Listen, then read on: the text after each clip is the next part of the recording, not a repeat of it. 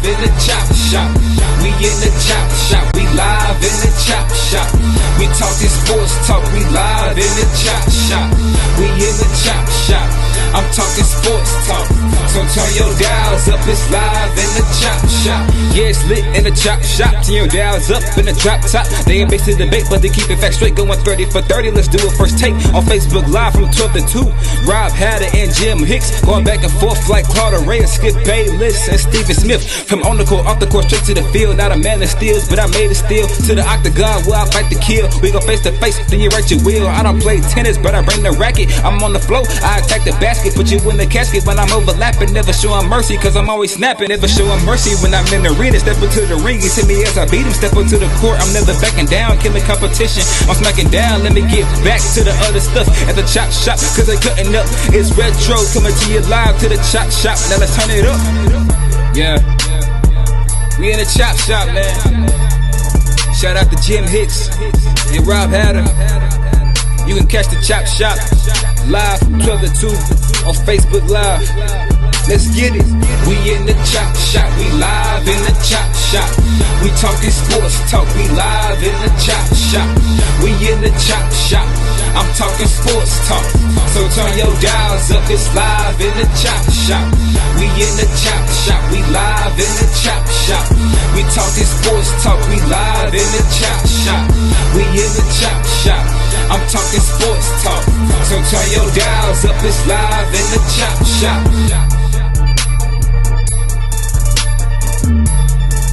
In the chop shop, we live in the chop shop. We talking sports talk, we live in the chop shop. We in the chop shop. I'm talking sports talk. So turn your dials up, it's live in the chop shop. We in the chop shop, we live in the chop shop.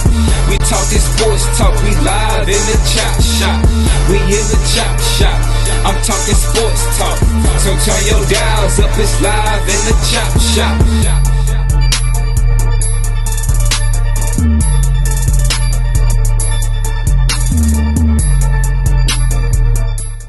H-Town, what's up? You know what time it is. It's time for the best 120 minutes of your day. The Chop Shop, the nation's #1 urban sports talk show, and also your midday sports happy hour. Yours truly, Robert Hatter, alongside Jim, the Cheat Sheet Hicks, coming to you live from Houston, Texas. But guess what, y'all? We're broadcasting all over the United States and the world. You know, you can see us live on Facebook. And guess what? As soon as the show over, always click over because I'm always downloaded to YouTube. So you can go there and subscribe and like our site. And guess what I want you to do on YouTube? Be a subscriber on YouTube because one day we're going to do it instead of going Facebook Live. We're going to go YouTube Live. And I know y'all got different names on YouTube, so we got to get used to them. But let me tell y'all something. It was breaking news. A couple of breaking news things just happened. Carlos Beltran, I think Jimmy said, for what was the New York Mets, Jimmy? He also, the hammer dropped on him. He got fired. And also, y'all, the New Orleans Police Department issued a arrest warrant for Odell Beckham for this. Hey man, D. Lou finna go to jail, y'all. Hey, hey, what about the big ugly, Dave? No! Hey man. Uh-oh. Lord.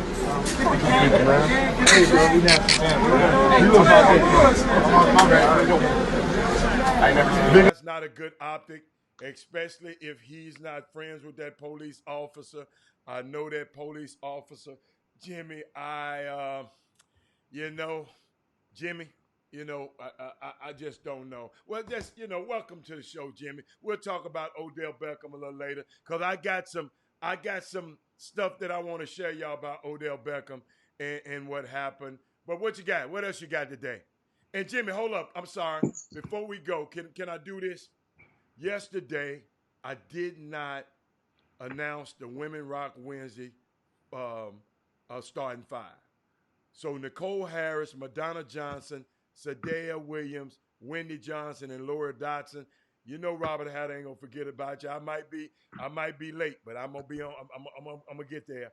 And I just wanted to share that to those women for Women Rock Wednesday because y'all rock. So now, Jimmy, you can go. My bad.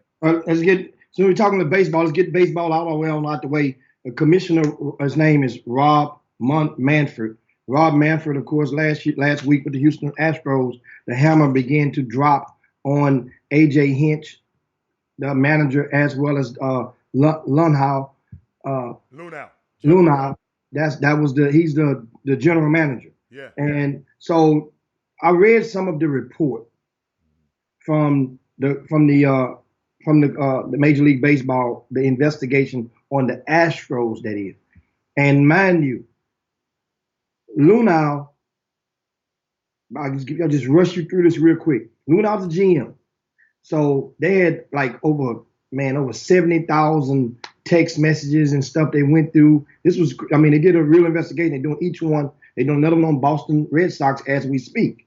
Well, Lunau, he denied both schemes. They have one scheme which they use to do the trash cans. That's one. The other one was the one from the center field cameras and stuff like that. That was two different investigations, two different accusations. The first one was what? Well, what they did with one was, remember they did one with the they had the cameras. What about the iPhone, the watch, iPhone watch? That was before this. That's something else. This right here, they had the replay room was looking through the cameras and decoding the signs, right? Okay. Right? Okay. And then they would transmit those signs to the dugout, right? Or to and then the way the people would know. Then another one was the players were doing when they were getting the signs, they would bang on the trash cans, different type of signals on the trash can. Two different things. Now, both of those investigations did not. Lunau denied both schemes. He died and denied involvement. Yeah. The investigation showed there was no evidence to convict Lunau. Right. I say this again. The investigation showed there was no evidence to convict him. Mm-hmm. Still, the commissioner, Rob Manfred, he held Lunau accountable, saying that kind of like what they do in the NCAA, and they call it the lack of institutional control. So that's what his charge was, basically. You went to they did the investigation, found out there was no evidence to prove that you knew. But there was some circumstantial stuff, but it's nothing to prove that he knew. But still, this commissioner stuck his chest out and said, you know what? And I'm not mad at it. Say, hey, you know what? You should have still known what's going on in your house. Now, as far as AJ Hinch, he didn't. The investigation proved on AJ Hinch that he did not devise the scheme, that he did not openly participate in it. It proved that he did not support it because in an investigation, it showed that AJ Hinch had found out the first time that he found out about it. He smashed one of the monitors that they would use in the dugout to like saying, okay, man, y'all can't be doing it. And he broke the monitor. This AJ Hinch. Mm-hmm. So that was evidence that AJ Hinch was against it. Yet the players and the staff, the dugout, what do you call those guys? The replay room staff, they continued the conspiracy. Now, AJ Hinch was charged because the first time that AJ Hinch found out about it, when he smashed the monitors, he did not tell his bosses. So that means you know that it's going on in your dugout, in your clubhouse, and you failed to inform. Okay. So AJ Hinch was held accountable on that part. Don't get it twisted. I'm not saying that AJ Hinch didn't know. I'm saying what the investigation. Oh, I understand, because AJ Hinch came out and said he had knowledge. He had to have knowledge because he hit the TV. He broke it out this month. Jeff Lunau didn't, but because he was the boss, You should have known. Okay. Should have known. All right. Keep going. Now, and this is the same way, similar to how athletic departments work, are supposed to be held accountable with the NCAA. This is, when you talk about Major League Baseball, this is a professional entity, totally different thing. However, one person who the investigation showed that know and was involved in both schemes was, guess who that person is? One we know for sure. The one that went away to Alex Cora. Alex Cora used to be the second baseman for Seattle Mariners and also was on the bench coach of the Houston Astros. They say he was the ringleader. I'm just saying. So okay, you getting there. Okay. All right. It's no, the investigation proved somebody that several people threw him clean under the bus, bottom line. And now the players, interviewed all the players. And one of the things about the players, here's what they said about AJ Hinch, how they felt about AJ Hinch. The Astros players from 2017 up to 2019, that if AJ Hinch, after the day after he smashed that monitor and found out, if he would have told them to stop, they would have. So that's kind of. Well, and guess what? They right. They kind of rolled AJ Hinch. That's basically. So what is that saying? They're saying, if you would have told me to stop, hell, I would have stopped. They right. So that means you're saying indirectly that AJ Hinch knew, but he never told them to what? Stop. But Jimmy, he hit the monitor. He broke the monitor, saying, "Y'all cut that out." Yeah. Dude, all I'm saying is, like I text you last night, because I didn't realize it, because I don't follow baseball that much. But it's a pitcher that used to pitch with us, not with y'all, with the Astros. Well, I say us. He left, and he the one snitched. Yeah. He the one he got all of these people getting fired. Yeah. Because of this one dude went out there and snitched. That's why they said snitches supposed to get stitches. Now, I see why. Yeah. This man that cost a lot of money. It's a lot of money is not going to be made because of this man. Absolutely. And hold on, though. But it's going to be new opportunities for somebody else to make some money. So, because it's going to be a new manager, a new general manager. It's going to be new people in these spots. So, I just don't like the snitching part, though. I don't like that. Well, I want to share with you guys one more thing about this investigation to clear up something. And I'll address a couple of things on the Boomer Room before we get off this topic, because we got a lot of things on the docket today. The investigation showed that there was no evidence of any type of cheating in this manner from this way during the 2018 playoffs, nor during the 2019 regular season or the playoffs. Now, however, I want to share with you something, because I see Odyssey, I see your comment. Odyssey says that didn't the Astros beat the Dodgers in Game 7 on the road in 2017 World Series? Absolutely, they did. So understand, what they were accused of, the Astros, could essentially, because basically, mainly, could only take place if you're at home. Yeah. That doesn't mean but I'm just saying. But Jimmy, they lost all three up there in New York. And then came back here, they didn't win. The only time they won was here in Houston. Yeah. So that's kind of, hey, I'd be mad if I was the Yankees. But and they are. You see, CC Sabathia came out, the ace for the Yankees, who need to retire. He also been retiring 2 seasons ago, but he came out and saying the Astros cost him a ring. And several people are crying that the Astros, that Major League Baseball should vacate the world championship on the Houston Astros in 2017. And understand, okay, is this cheating scandal, is it compatible to the New England Patriots and their cheating scandal? No.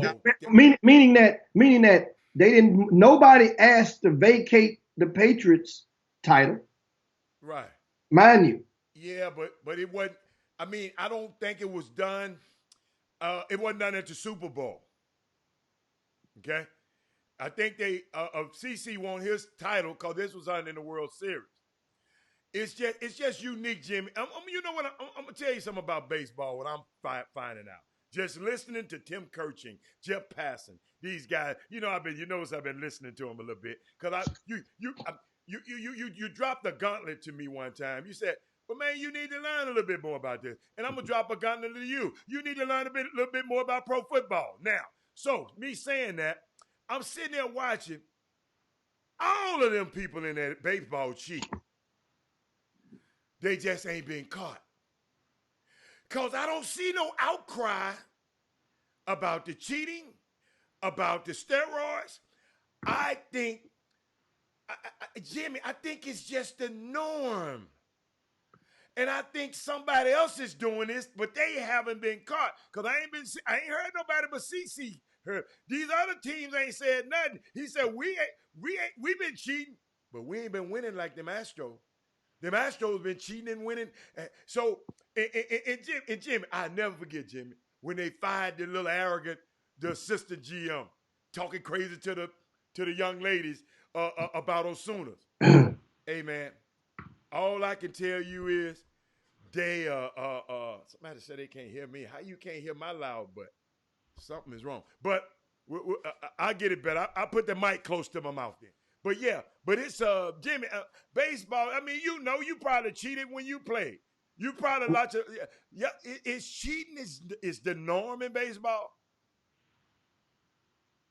Well, I mean, stealing signs is commonplace, and you basically, if you have the ability to steal signs, with the human element, then guess what? You're revered. You're a smart second baseman, because the second baseman, not saying second baseman, but if a guy's on base and he gets to second, he has bird's eye view of what's going on between the pitcher and the back catcher. Once again, if you're on offense and you happen to get to second base, you can see like that, and you can see right there. That's why a lot of times, a lot of the catchers, they use when they're giving signals, they use what they call a code, or meaning that if my collar is a pitch out because you think that guy on second base is about to steal, then let's say if my collar is the pitch out, but let's say my hat is the code, so that means I'm gonna do all this stuff right here. Then whatever signal I give after I touch my hat means that's the signal. So that means same thing for the guy on third base. I'm rubbing my knee. So Jimmy, you saying all of that. Jimmy, you saying all that, right? Yeah. Okay. And the reason you doing that, because you know somebody what? Looking at your signals. Yeah. So what's wrong with being, Jimmy, we didn't have this kind of technology a long time ago. I'm not mad at the Astros for using the new technology. You got to be, because the rules strictly prohibit you from using electronic devices to expedite the process. Jim, that's the thing. Guess what? That means you got a disadvantage. That didn't happen until the iPhone Watch scandal. That's a new rule. Yeah, but Jimmy, new technology, man. I'm telling you. Well, why? Baseball need to get out of them archaic rules. And guess what? Hey, the trash can though, but Jimmy, we use modern technology, but we use prehistoric. Check this out, Jimmy. Modern technology, but prehistoric sign language. Sound language like the caveman used to use by hitting the trash can. Couldn't we have? Hold up. Can't somebody invent a secret earpiece to put in the batter's ear? Huh? Jimmy, wait a minute, an invisible? Hold on, Jimmy, I'm just giving you a new way to cheat. Could you put a invisible earpiece in the guy's ear? I understand something. Just like in Major League Football, in National League Football, or the National Football League. The quarterback, right? Understand something.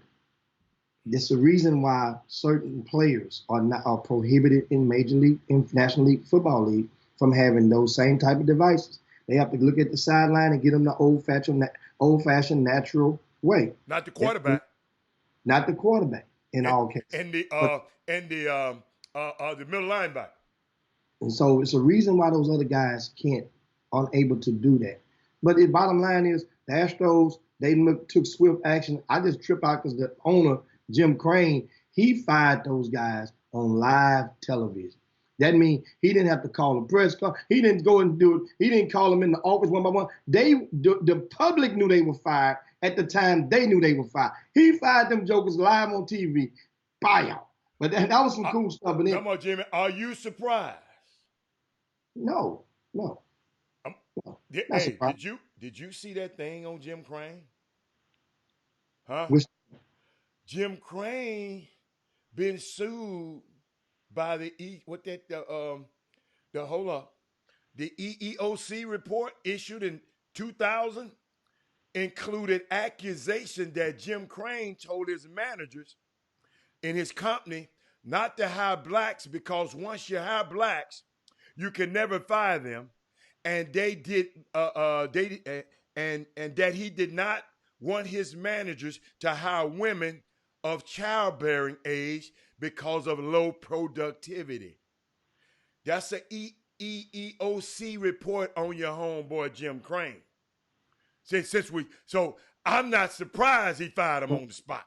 Well, that's the thing. So now all eyes will point towards the Boston Red Sox because remember, Jim Cora was the manager of the Red Sox in 2018 when they beat the Astros and then beat the Dodgers to win the World Series, and then Mookie Betts was MVP of the league that season. So did Jim Cora take his talents to Boston and implement them? That's yet to be determined, and we'll see how they will conduct an investigation just as they did on the Astros. Similar type of things. And guess what? One thing I learned, and we all know in life, misery loves company. Astros guys has been fired. Hinch and Loonhow, they're out of jobs. Now Carlos Beltran is out of a job with the New York Mets. Guess what? Somebody gonna do the Nino Brown and gonna give it up. But Jimmy, everybody been gave up. Who else need to give? Who else you trying to give up now? Boston Red Sox won a title, Haddle. So did they? Oh, you gonna tell it on the whole league? I don't like that. Because understand, people are saying this is kind of like, and we get it with this is a great way to segue right into the Odell Beckham situation. This, just like Odell Beckham and the money situation, a lot of people within the confines of baseball know that this stuff has been going on. The thing is, it's like a cat and mouse situation. We know you're trying to get our signals, so we're gonna constantly change them up. We're gonna constantly do this. We're gonna do that. And tipping off pitches was a different thing. That's what they were doing with the trash can, was tipping off the pitches. Stealing the signals is one thing. Tipping off the pitches is another thing. Stealing the signals mean you know what's coming up when you get to the plate. You already know somebody's gonna give you a signal what he's gonna throw. Tapping the trash can is in the act of the moment within a split second. You got to determine one tap on the trash can, fastball. 2 taps, cutter. 3 taps, change up. You know it's coming all the way through. But anyway, speaking of Odell Beckham, an arrest warrant, as Haddle mentioned at the top of the show, has been issued for him in New Orleans by the New Orleans Police Department after tapping the officer on the rear in that locker room celebration incident. And when then put the gap, used up, and he I guess went to singing one of the popular New Orleans hymns or Southern Louisiana hymns, or hook lines from one of the songs. I say hymn. You know what I'm talking about. I don't mind the song, Jimmy. But he pointed his fingers at the law like this. Get the gap. Now that's small stuff. He's not charged with that. He's charged with putting his hands on the officer. It's a misdemeanor. I got a question for you. Did he cross the line? Yes, absolutely. Putting his hand on the officer. That's where he crossed. What about the other alleged? You remember they said it was play money. Jimmy, I found out the reason they said it wasn't real money it was some fake money on the field. It was fake money, like I guess people throwing money up in it. It was some fake money on the field Okay. also. But remember I told you on this show, I big screened it. That was real bread. And I thought it was about $500. That man rolled $1,000 up on each of them guys. So I guess his boy behind him had the bag of money so he can do it. But Jimmy, the thing about Odell, to people who don't understand about Odell Beckham, right? Let's give some of his some things he did. Nothing illegal, but let me show you his attention grabbing stuff this year. Because Jimmy, we might have some first time listeners here. The NFL had to speak to him earlier this year, Odell Beckham, after wearing a $250,000 watch on the field back in September. Okay? They had to speak to him and said, man, tone it down. In week 4, he was fined $14,000 for a fight with Marlon Humphrey. Okay? In week 6, he was again fined $14,000 for a uniform violation. And week 9, he wore Joker-inspired sneakers and had to change them during the game. And like I said, he did no crime. But guess what? Then he allegedly told multiple players and coaches when he played them this season to get him out of Cleveland when he played the opposing team. All he did this year long. So guess what? In my crime, I feel he did. This was a record-breaking season for the LSU guys. He's a proud alumni, and I'm glad. But couldn't he have, in the locker room, gave them that money? Jimmy, I think he wanted that attention, Jimmy. He wanted to show people, right, this how Odell Beckham. I don't think he thought about it. I just think it was about him. He knew he was on camera, Jimmy. Because I saw, when you look, one of the guys that were with him, he kind of backed up like, let this be Odell's moment. But guess what, Jimmy? You know what's so funny, though? 7 of those guys, some of those guys, the next day, 7 of those guys, they already declared pro. And Joe Barrows told it on him on a radio show. He said, man, that was real money. And I kept mine. I'm not a student athlete anymore. That's what Joe Burrow say. I'm not a student athlete no more. I don't know about them guys. I'm not. So yes, that was real money. So what? And that's the demeanor that Joe Burrow established. And so that's the demeanor that some of the form of snitching within the NCAA will take to the arrogance of it. And mind you, between the 2 head coaches, playing in the college football playoff, they both combined received over $1 million in bonuses. And we understand that, Coach. That's their job. Money to pay these guys. So that was, now, Odell Beckham, you mentioned Odell, about him in the limelight. Sure, he was, but I don't think Odell Beckham, was he trying to get those guys in trouble on purpose? No. I didn't know. And here's what I'm thinking about. Here's what I look at that as. Have you ever been in a bar before, in the club? I mean, you guys been in the club before, and you got the guys in the section, and it's time to pay for that tab, right? And the guy, they can do 2 things. I've seen it 2 ways. Some people can go and turn their back and go and get their money and count it. Then hand it over to the wait staff. Then there's others who's gonna pull that stack out and turn around, lick the thumb, and toss it in public. They know you watching. They know some of you guys got cell phone. They doing that that's a statement for attention, Jimmy. No, it's attention. Well, it's a statement as well. It's a statement saying, look how we do it. Look how I rock. Look how I roll. You roll with me. This is how I rock. That's what I got from LBJ. Right, wrong, twisted or not, it definitely was not the place. Well, Jimmy, couldn't he have done that same thing when everybody wasn't looking? Why he wait? That takes away from that's the whole skill of attention, Jimmy. You talking about what? It's attention. I want the attention to be about me. Yeah, but no, but not about me. It's more or less making a statement. What's the statement? He got money. I walk around with a stack. You guys know that. I walk around with a stack. And when I pull it out in some place, I'm going to pull it out. I'm letting you know. Then some days, some places I go, I'm going to go and reach in my pocket and paint y'all two, three 20s of Christmas. And I like walking around with a black card. I walk around y'all with can have that. Platinum as well. And guess what? You take that card, American Express is great. I ain't worried. That's the best thing in the world. I got identity theft twice in the past 8 months. Jim, I found something terribly wrong with what he did.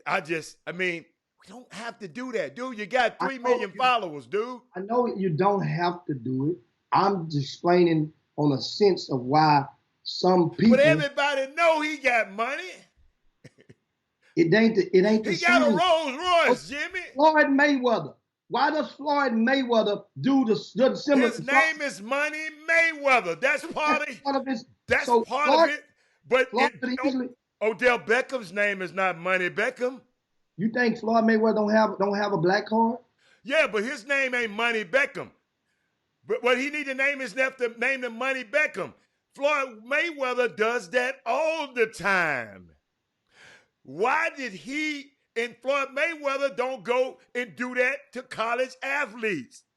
Odell Beckham, he went and did it to college and NCAA still eligible athletes. It's a big difference. Jimmy, he could have gave him Jimmy. He could have gave them money. And he probably did give him more money.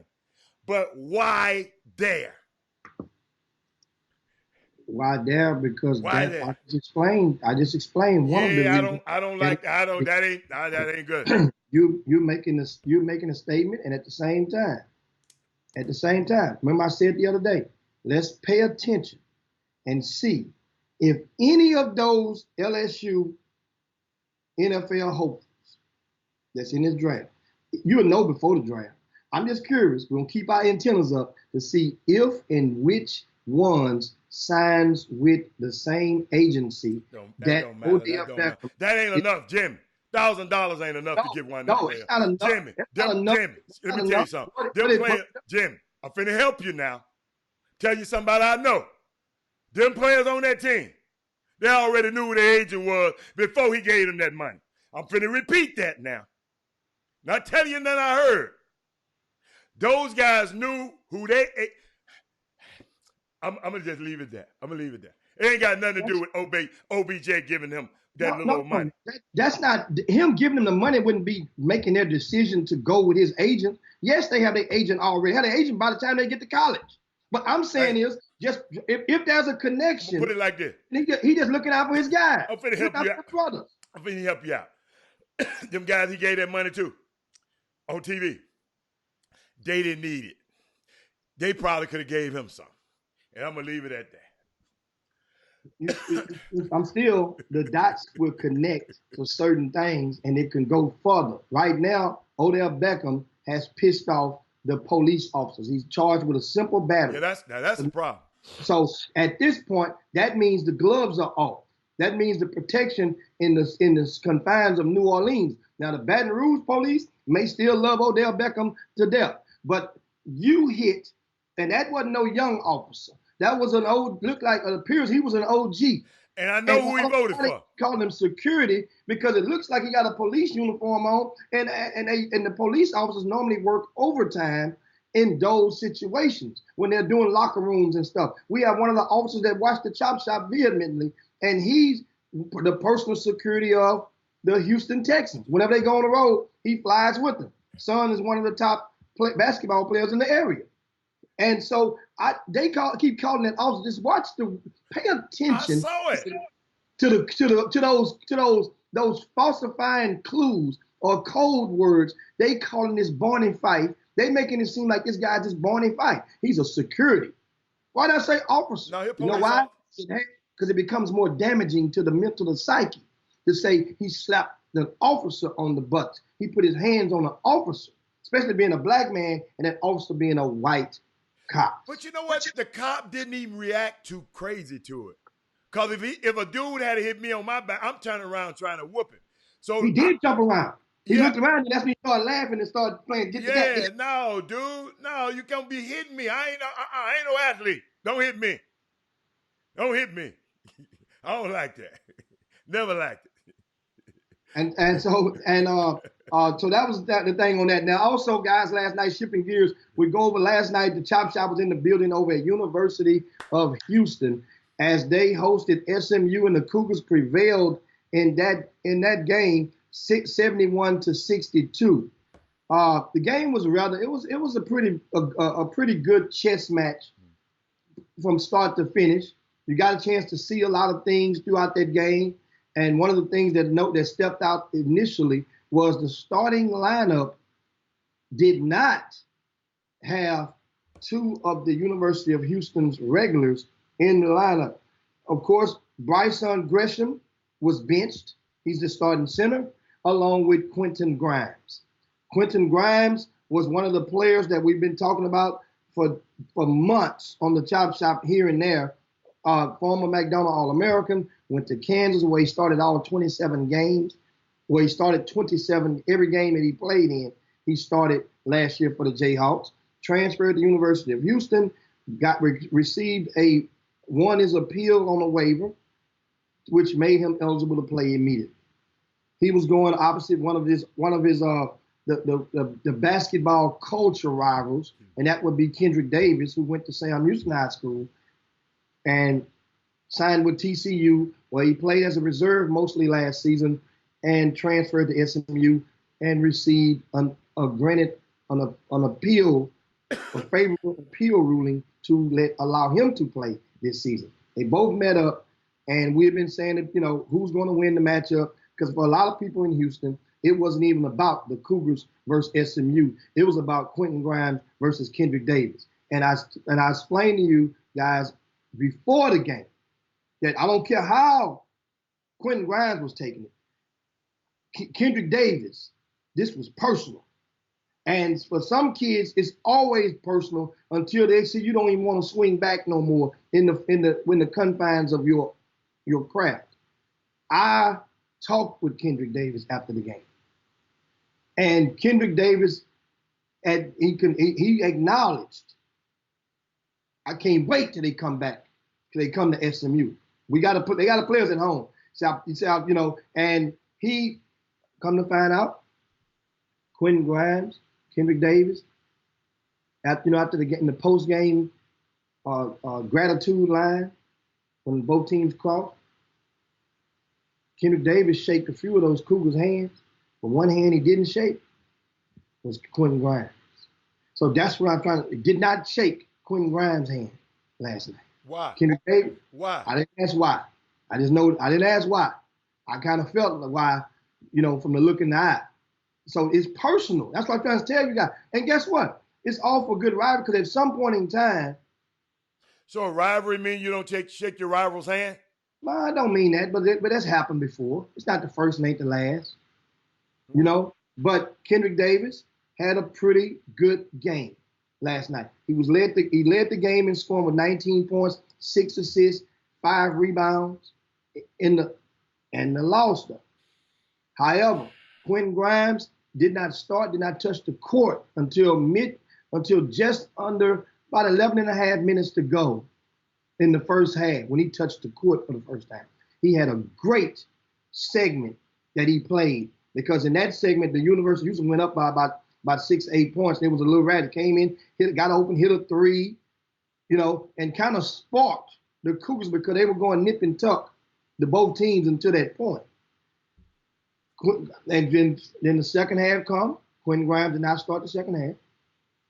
However, he did come in around the first TV timeout, which is the 16-minute mark. When you're watching college games, every 4 minutes is a TV timeout, no matter what. If it's a televised game. Even if it's not a televised game, nowadays, every game is broadcast over the radio airwaves or streamed or somewhat. So 16, 12, 8, and 4 is the timing of the TV timeouts, in addition to your 5 that you get for each team. Now, Quentin Grimes came in the second half, And what I was looking for, I was surprised he didn't start the second half. Also, I was more so surprised he didn't finish the game. Because sometimes not finishing is more important than starting for a lot of people in a lot of programs. And after the game, Quentin Grimes' parents and one of the coaches from University of Houston had a meeting on the side of the court. It was visible to the public. Why couldn't they go in the back room or in the back hallway? They stood right there on the side on the corner of that court for everybody who was trickling around to see. But nobody knew how long they stayed there. But they were there for 40 minutes past the ending of the game, talking. And I don't know what they was talking about. Didn't care. But I know the optics. Unless those parents talk to the coaches after every game that long, after a win or after their baby starts, then it's coming. But I doubt that's coming. Coaches don't have that much time on their hands after the game to be talking that long. It wasn't the head coach, was it? No, I say one of the assistant coaches. Okay, then he got time. No. Yeah. He took the time. You just said he took the time, so he does have time. I say every game to do that. They don't time every game, meaning unless that was a consistent thing, a ritual that family did with one of the assistant coaches every game, then yes. And I also want to give a shout out to Fabian White after scoring 0 against the other night in the loss against Tulsa. He stepped up big, 17 points, 10 rebounds. Fabian set the tone, I think, in the first basket of the game. Went right over the top. I'm telling you, that's one of the most remarkable stories that I've seen in Houston. And first of all, let me thank the staff at U of H. Let me thank Bilal Batley and their support staff. And I think they got the best support staff. I don't know all the programs, but they got a first-class support staff, for making sure the logistics on how that I got in and out of the building. I appreciate that. But I know we're going to beat Quentin Grimes up by the head, but back to Fabian White. I did not know this kid was going to be that good. And it's a great testimony. Which kid? Huh? He was going to be this good. I didn't. When he was in high school. Which one you had faded out? Oh, in high school, I didn't know Fabian White was going to be this good. Okay. I just didn't. When I saw him in high school, because he seemed like an undersized player around the basket.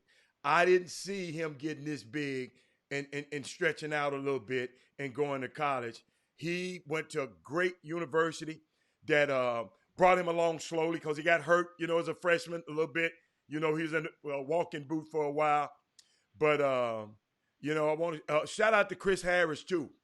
He was in the starting lineup. Shout out to him. I'm just talking about, I just watched these guys, man. The benching of Quentin Grimes. Of course, Quentin Grimes is not playing the way he should be playing. But this young guy, Sasser, adds so much when he come off the bench is shooting. We need shooting. The reason University of Houston was winning last year, could somebody really tell me? They had 2 or 3 guys that can shoot the piss out the ball.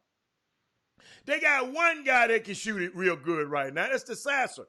I got to get him in the lineup. I got to figure out how to make sure, I just got to get him in the lineup. And Quentin Grimes is not as a knockdown shooter. He's a playmaker. But so is Jerome. So is the Caleb Mills guy. They're create guys. So, and what I saw last night, and what I would tell Quentin, and I was just, because I was in every bucket he made, y'all, I cheered for the kid. I know people looking at me like I'm crazy. I want this kid to do well. But I sit there and just saw he's not aggressive. Quentin, if you're listening, dude, It's all right to make a mistake. I'd rather you make a mistake being aggressive than to make those tentative mistakes. Because I heard, Coach, at the end of the game, had to get you out of there at the end of the game, man. You just wasn't doing. You had too many possessions up and down the court where you didn't do nothing. You just passing the ball around the perimeter. I can do that. And I'm not 6'2", 220 pounds. So I'm encouraging the young man. I'm not finna task, because I get texts this morning. I was on a group text this morning. People want to tear his head off. The coach, let me tell you something. The greatest neutralizer that a coach have in basketball is send your butt on that bench. The coach hadn't lost faith in you, son. You better play harder, man. They ain't lost. They put you in the game. Your parents can talk to them 100 minutes after the game. But I done learned, parents, I'm going to tell you enough, help you out. If you don't go to practice, I'm going to help you, parents, now. If you don't go to practice, and if you don't watch the video of your son's game, don't you go up there complaining. Because I'm telling y'all, it happened to me the other day. I saw a game one way, and I went and saw the game again on videotape where I can slow it down and show two different games, y'all. So parents, and the reason I'm mentioning parents, because Jimmy, he mentioned that the parents talk to the coaches after the game. Man, parents, you can't talk to your son. Or if you said, Coach, what does he need to do? How can, like I used to tell Coach, you can't get to my son. Do me a favor, call me. I didn't say I was going to call him. Notice I didn't say, I said, Coach, if you can't get through to him, before you make something, this is what I told him, parents. Ashley, y'all listen to this. Whoever got parents going, I said, Coach, give me a chance to work it out first with him. Telling y'all this worked now. He said, give me a chance first, Coach. Before you make any drastic decisions, Coach, give me a chance to help you. Give me a chance to help you. I promise y'all, a coach would respect that. I'm not telling you something about I heard. This is something that happened to me. I always told Coach, I know he crazy. I know he got a little temperamental. Before you make a drastic decision, call me and let's see, can I work it out? Let me see, can I help you get the best out of your player? And that's what I hope that that the parents and the coaches, I promise you, they respect you a lot better for their parents. Because these coaches are egomaniacs. They make a lot of money. They ain't want to hear that. They don't want to hear about your son. Because guess what? He came here. He was leaving another situation coming here. So they ain't really thinking about that. So that's all I wanted to share with y'all today. My bad. I mean, that's awesome advice for the parents. I hope you guys are taking notes and taking heed to some of the stuff we're breaking down. Yeah. And for those who don't live in Houston, we're talking about the last night's game. University of Houston picks up a big home win over SMU to improve to 3-1 in conference. Yeah. Now they're tied for first. Understand, last night Wichita State also lost to Temple. So this past weekend, Memphis lost to Wichita State. SMU had lost to East Carolina, and Houston had lost to Tulane. So that conference is will be one big glut. And not to mention the fact, I think tonight Memphis plays Cincinnati, yes, who's also tied for first at 3-1 in that conference. So that conference, then you have in the backdrop, in the shadows, you have teams like Tulane. Head coach saying, y'all count us out. We're gonna get some wins. Somebody gonna hit some people upside the head. Yes. So they're in the conference. Yes. It's a good conference. So that is definitely the American Conference is tough. But speaking back to ground, I want to add something to you guys so you understand something. Coach Kelvin Sampson has been in the NBA. He's been to the Final Four. And this program, he put them in the top 25 in consecutive years for the first time in over a couple of decades, mind you, or in a decade for sure. So his decision, sometimes you do that, as you're saying, how to go and get his attention. He's not benching him to give up on him. No. Okay, he's benching him because the coach is trying to win. And the scout became too easy with Quentin Grimes in the lineup. Remember, guys, last week I told you guys I had the Central Florida was in town. And we hung out a little bit and broke a little bread. And guess what? They know it. They said Quentin Grimes is telling, but he's just so easy to scout because he's so predictable. You know, and he's not aggressive at all compared to if he were more aggressive and more productive, then that would totally change up and open things up for a lot of the teammates. This team had grown to be perceived as one of the softest teams out there. You don't have to be fast. You don't have to be strong. But if you're tough, if you're gritty, last year's U of H team was gritty. They were tough. And so that's the thing, you're trying to toughen up the meat. Now, in Quentin Grimes' last 4 games, right, I'll give you this. He had 5 points against Tulsa. He had 4 points the game before that against Temple. He had 10 points against Central Florida. And last night, he had 5 points. That's about 4.8 points over the last 4 games. He averaged 27 minutes in each one of those games prior to last night when he played 19 minutes. Right? So the productivity, that's called being held accountable. So some people say, well, man, why you bench my son? Wait a minute. Kevin Sampson, I told you guys yesterday in the Houston Chronicle, the lead article on that front page was about the Cougars. Kevin Sampson said on Monday, it was an open tryout for the starting lineup. That's Kevin Sampson's words, not my words. He said, and he repeated it last night. That was an open tryout. And so once you get, like you said, Howard, parents went at that practice. That was an open trial. They didn't know it was going to be a trial. You had to trial for your spot again. Just like in some cases, you ever been you school teachers out there, you guys know what I'm talking about. If this HISD recently got blocked, right, from the takeover from Texas Education Agency, the TEA, if that thing is appealed and goes through, many teachers within that district would have to reapply for their jobs.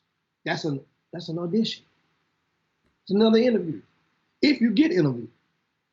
Quentin Grimes, once again, in the last 4 games, you know how many rebounds he has, Howard? In the last 4 games, he had 5 rebounds last night. You know how many rebounds he have total in the last 4 games? 9 rebounds. Now, he's improved a great deal on rebounding last night. Because when he was in high school, that was one of my things on him. I said, well, damn, he can really rebound that ball if he wants to. Assists, he has 11 assists in the last 4 games. 11 assists in the last 4 games.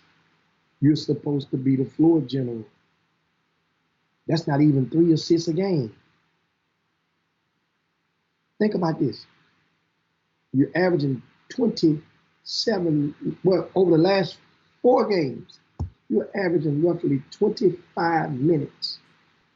And you can only produce me 4.8 points, roughly 2.25 rebound games, and a little bit over 3 assists a game. Come on, man. Or barely 3 assists a game, 2.75. So understand, that's the thing. Now, people that's considering him a bust, here's my take on that. There's a lot of people in Houston that probably just didn't like the summer basketball coach or the summer basketball organization. Just might didn't like him. So sometimes you don't like, if I don't like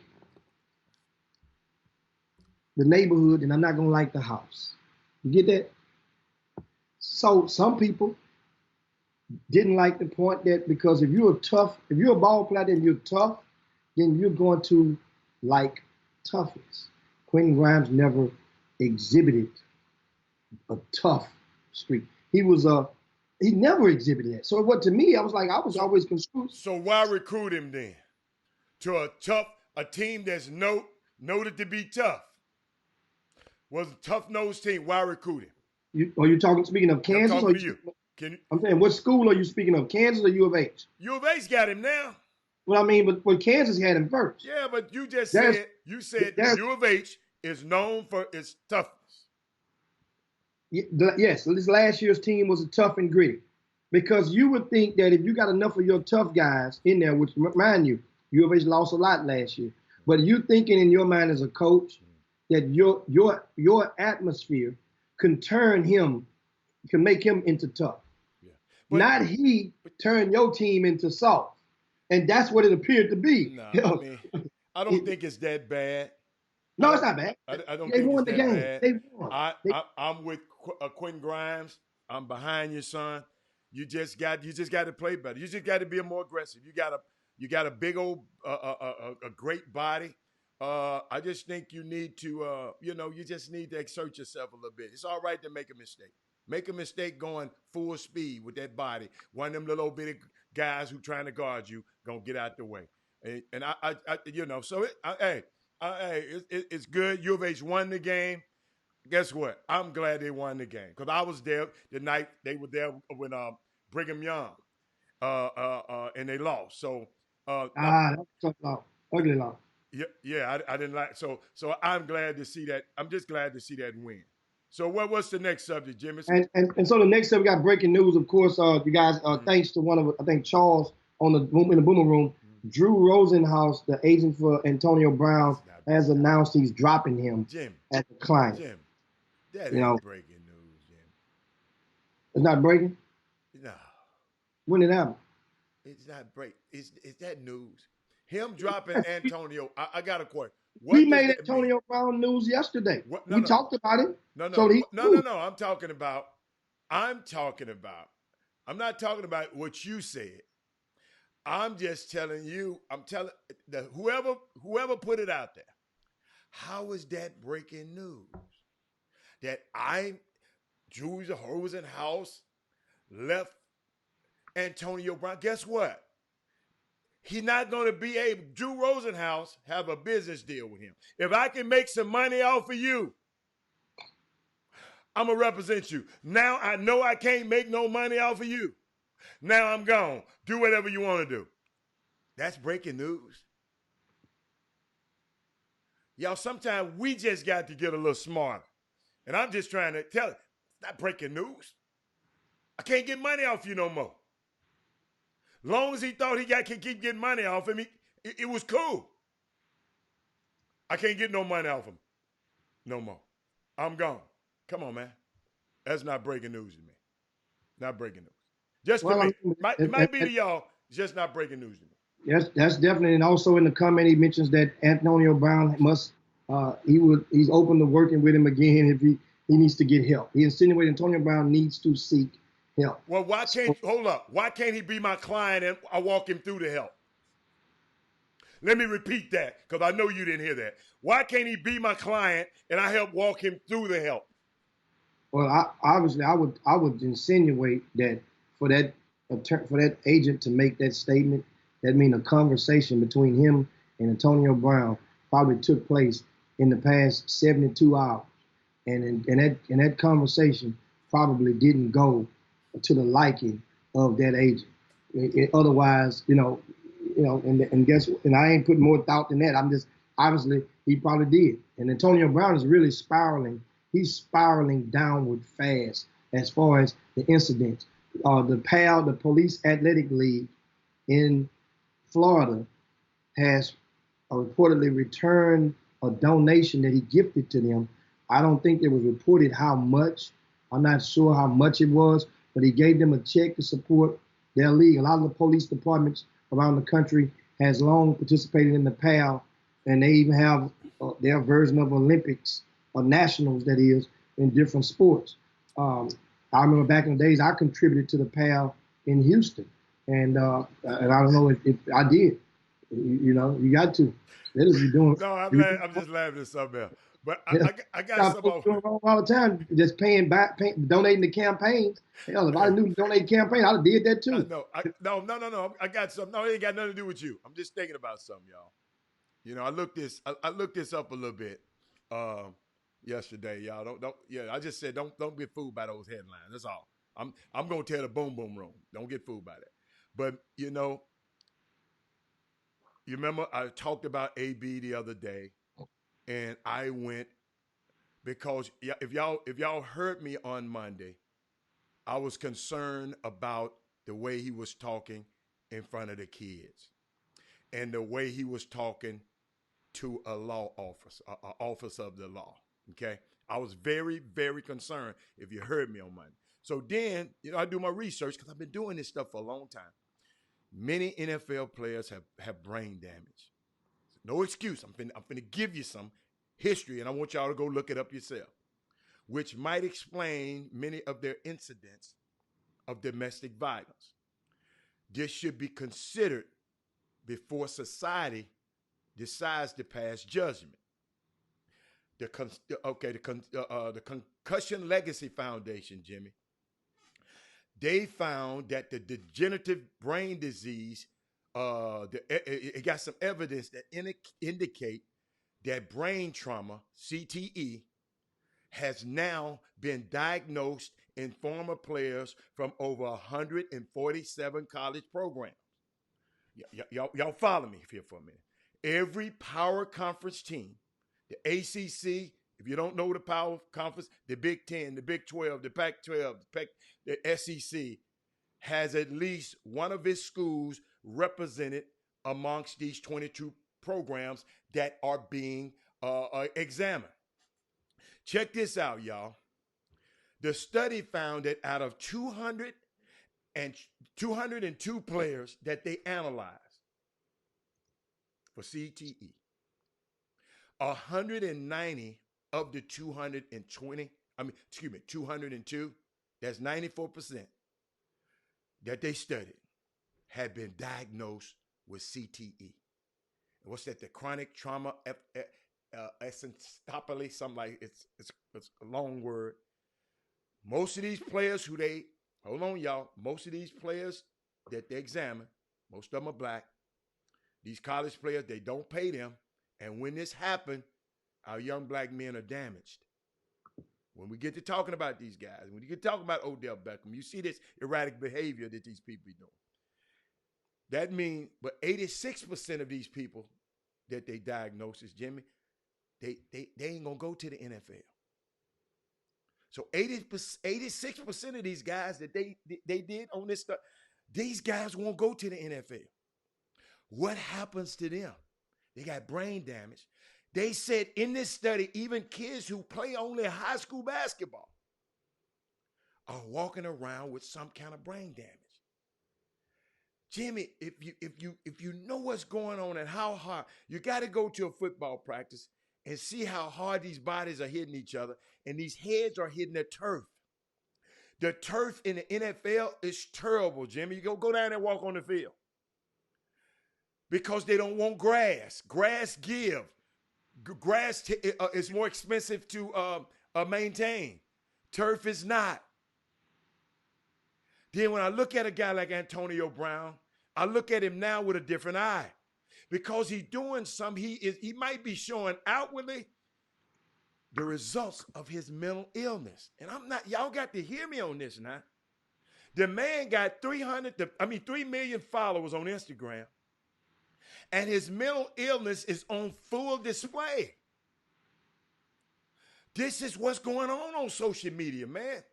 People, y'all see it? Jimmy, it just happened this week. People shooting missiles at each other on social media. People trying to expose other people as frauds on social media. I hate that Negro. And I'm going to let you know why. On social media. what you're really seeing, y'all, it's a sort of mental illness on display. And I'm just, I mean, I had to sit there and I sit there and watch this guy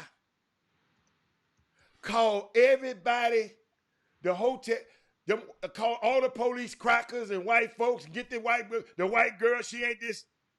But he got a white agent in Drew Rosenhaus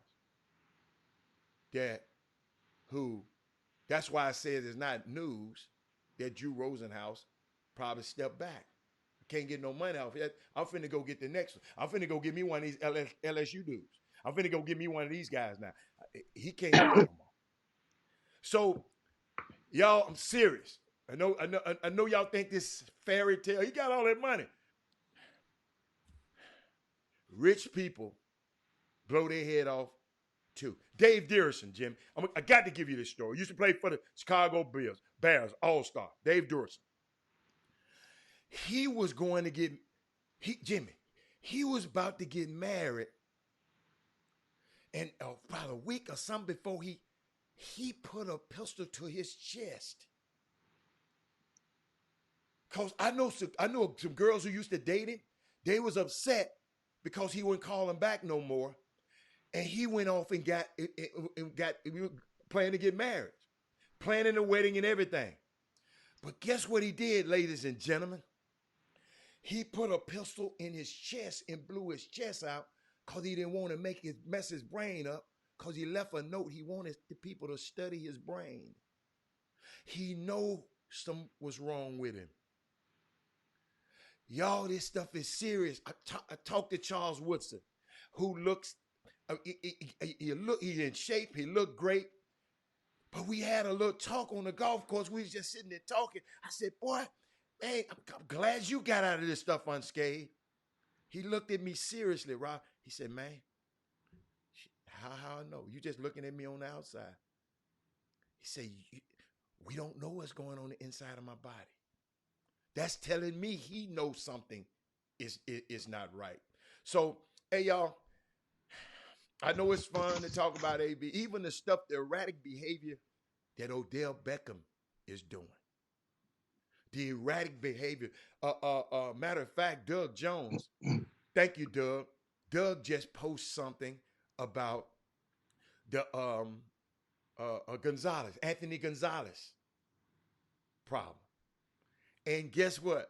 One of the best neurosurgeons in the world studied his brain and said, no way his brain should have been this bad and degenerated this much at 27 years old. She studied his brain, Jim Hicks. See, we get to talking about, because some of this stuff these guys do, we be saying, man, what is going on? Hey, man, that CTE stuff, that doctor who Will Smith played, and everybody was laughing at me, man, the doctor. Hey, y'all, take it from me, who be around these guys a lot. Aaron Hernandez, I'm sorry. Aaron Hernandez. I called his name by the wrong name.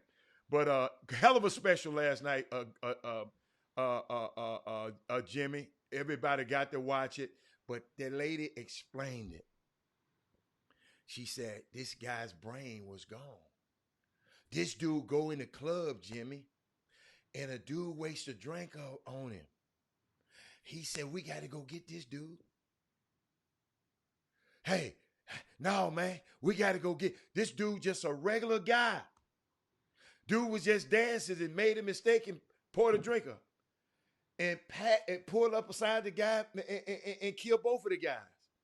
So it's I don't know why I forgot that, but it's Jimmy, it's a unique situation out there, and y'all, we cannot throw it away and play like this thing's not happening. It's right in for our eyes.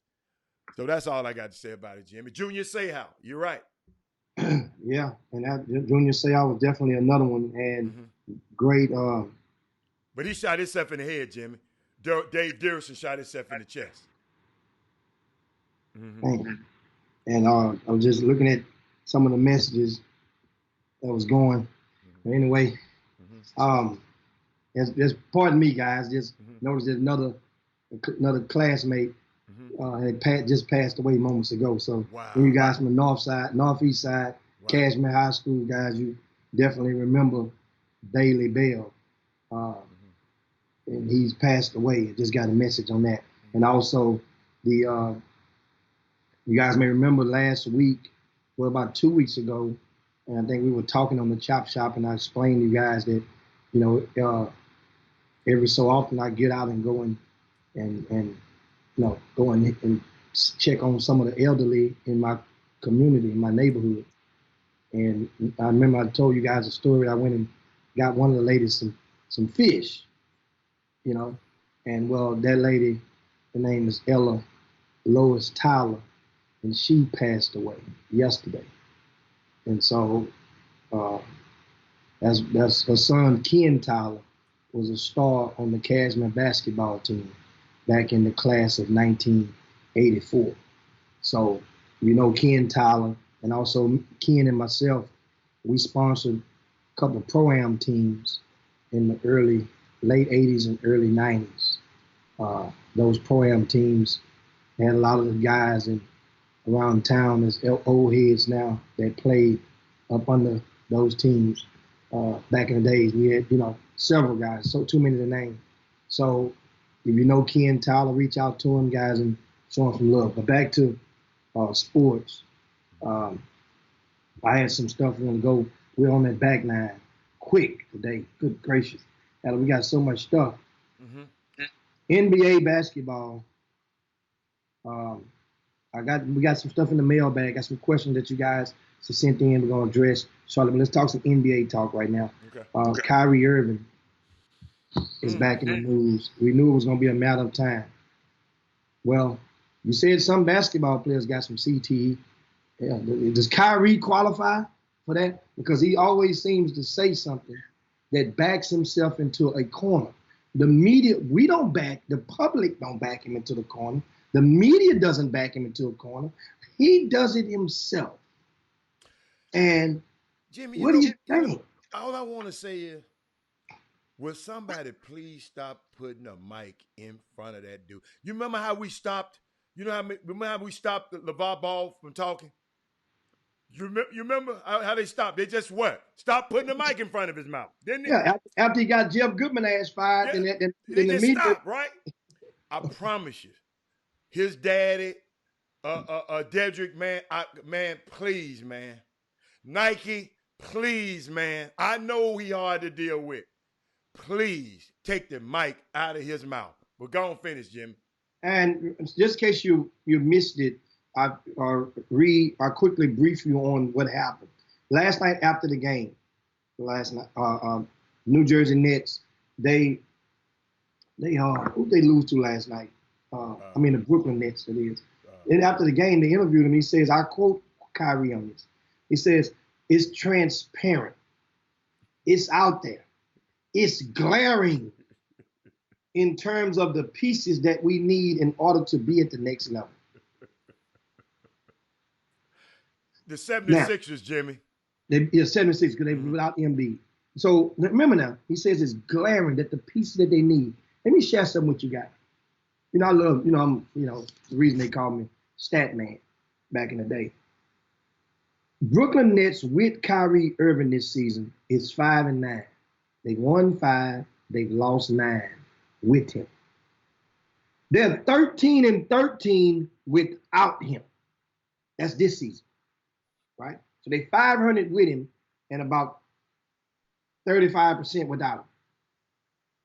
Let's go back to last season when the New Jersey Nets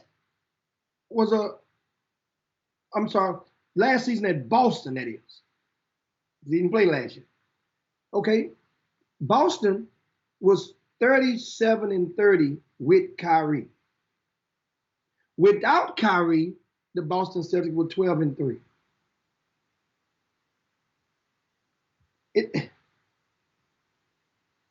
looked like Kyrie's teammates are doing pretty good without him on 2 different organizations where he's been. Kyrie is talented, man, one of the best ball handlers ever to play basketball. But just right now, he just can't get out of his own way. He's basically threw his team under the bus and told them that they not good enough. This team didn't even have a losing record without you, man. Jimmy, and I'm glad I hope Stacy Houston is listening. Jimmy is answering your question because you said you got to, what's wrong with him speaking his mind? Stacy.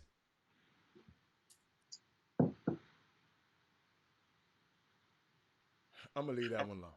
Everybody shouldn't speak their mind because some people are out of their damn mind. So everything, Antonio Brown speaking his mind. All these fools speaking their mind. Excuse me, Antonio. All these people with problems are speaking his mind. Dude, you got to go back and hear what that could have been said in the locker room. That should have been said to the front office guys. The same front office guys that you use to talk. You know what I'm mad at? How did Kevin Durant let this dude talk him to coming up there, Jimmy? Unless,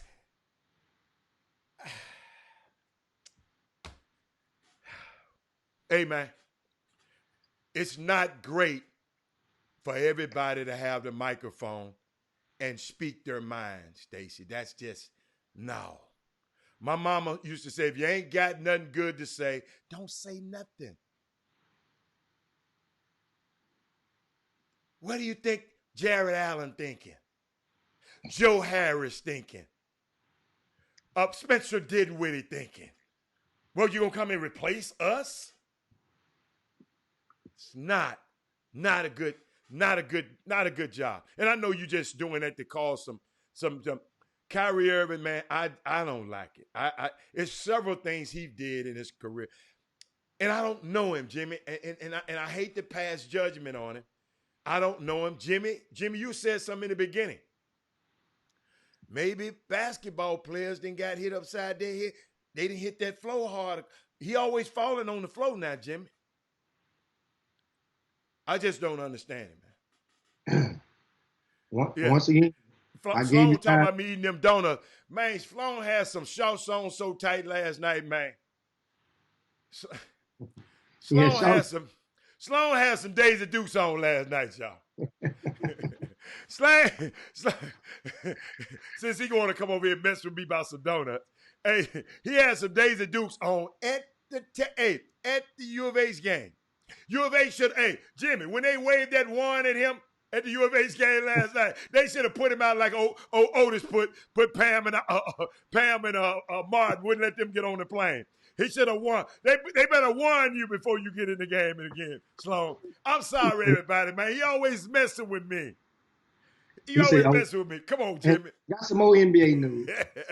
Of course, Zion Williamson, the date is next Wednesday now, I think, for his return. Because immediately when they said he was going to come back next week, I looked at their schedule yesterday, and I told you guys, I say, wait a minute.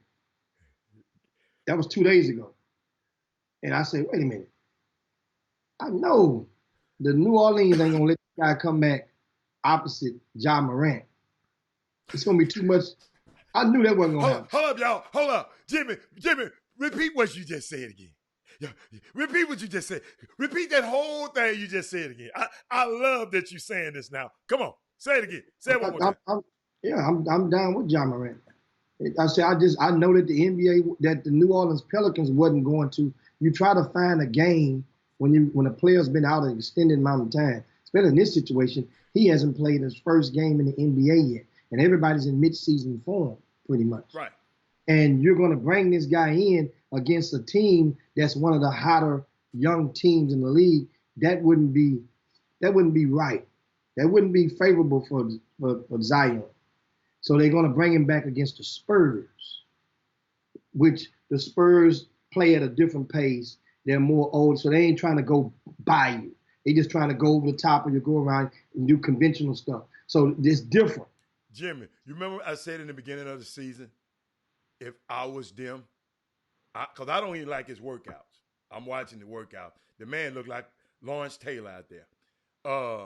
I would have loved for him to stay out a whole season, but some people was telling me, man, how he gonna get his fat butt in shape then?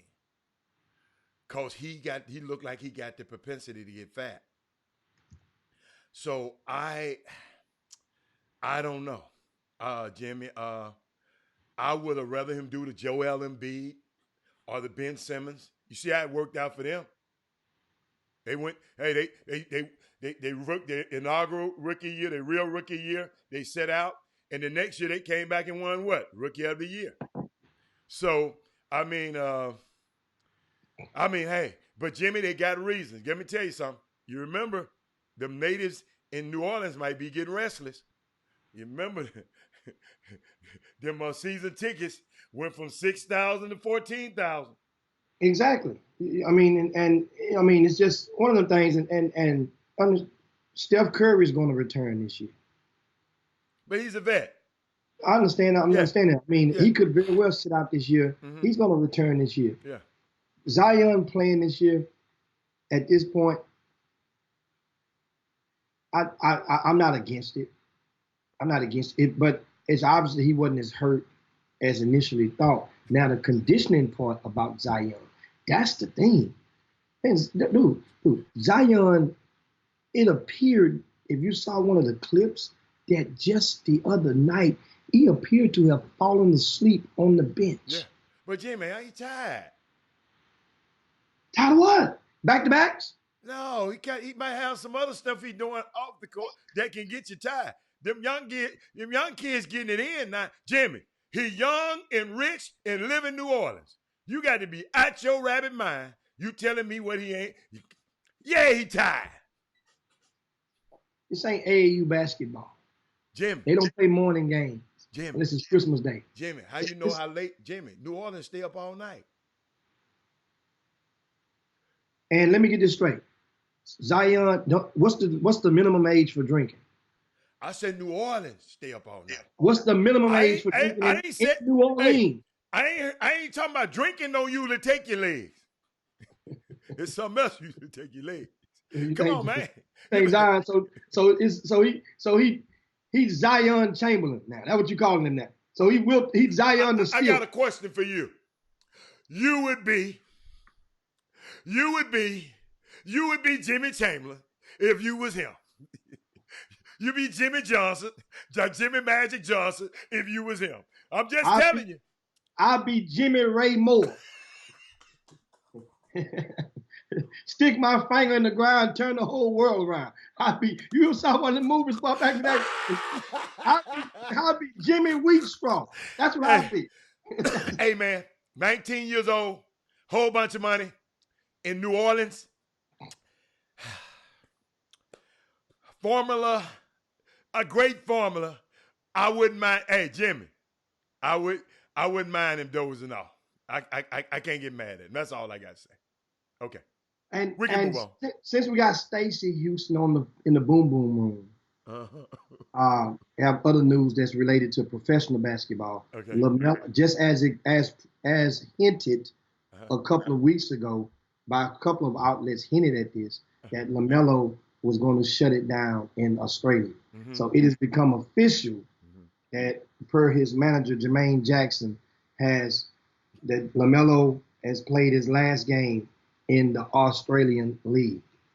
And so now R.J. Hampton is over there, and he's re-injured his hip. He did? In his last game, and he's not expected to play in the New Zealand Breakers next game against Sydney. So according to this report, R.J. Hampton is questionable to return for the final 7 games of the regular season. So my question to Stacey is R.J. Hampton gonna shut it down? Gonna shut it down since Melo has shut it down, and Melo was one of the attractions to R.J. following a suit. I mean, both of those guys were attracting to each other, Jim, going to that Arsenal League. As Stacey is answering in that one, I got breaking news for you. De'Aaron King will transfer to LSU. The quarterback from UNC is transferring to LSU. What's his name? De'Aaron King. De'Aaron. Yeah. Okay. Transferred to Man, high LSU. school. And I think the guy Najee Harris will go to Alabama, going to lead Alabama to a national title. That's what they were saying. That's according to rivals. According to what rivals. position would De'Aaron King play at LSU? That's the question. He ain't coming there. He ain't coming there to sit down. I say what position? I ain't say sitting down. Oh, I got you. What position? Maybe Odell Beckham gave him some money too. Maybe Odell gave him some too. You worry about the agent part. This the part you need to be worried about. Hey, going on down I-10 South. I mean I-10 East. Get what? He can go down and hang with Zion. No, they don't have crosshairs. It's plenty of Houston natives living in Baton Rouge right now. So that's the thing. So I guess a lot of people had him going to Arkansas. Some people had him going to Miami. So LSU, as reported, appears to be the destination for De'Aaron King, the former Manville High School star. Remember now, this young man was such a star while leading Manville to the state championship game that his backup is the starter at for the Florida Gators right now. Mm-hmm. I said it again. The backup, they were in the same grade, so it's not like the successor, but the second string guy who never started pretty much at Manville is the starting quarterback at University of Florida this past season. So that was cool in that. But other NBA news also, we have last night. Well, I got something else for you right quick too, Jimmy. Just happened.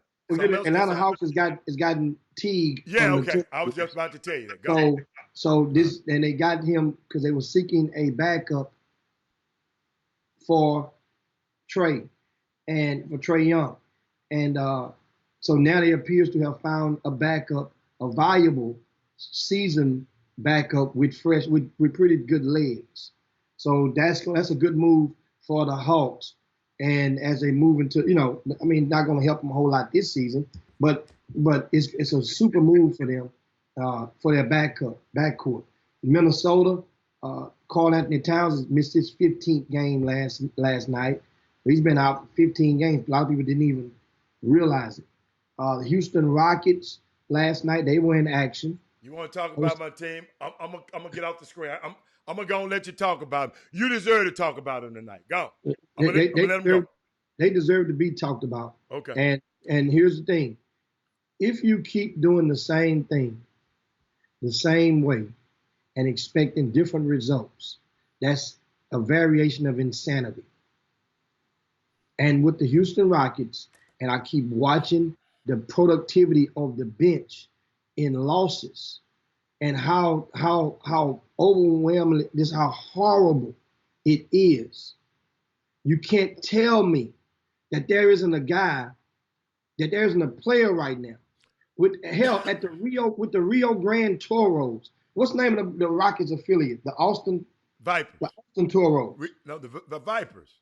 The Vipers is the Rockets. Yeah. And so the Rio Grande Vipers. The Toros is who? The Spurs. Yeah. There got to be a player down there this don't even make sense. Daniel House gotten benched. Yeah. Right?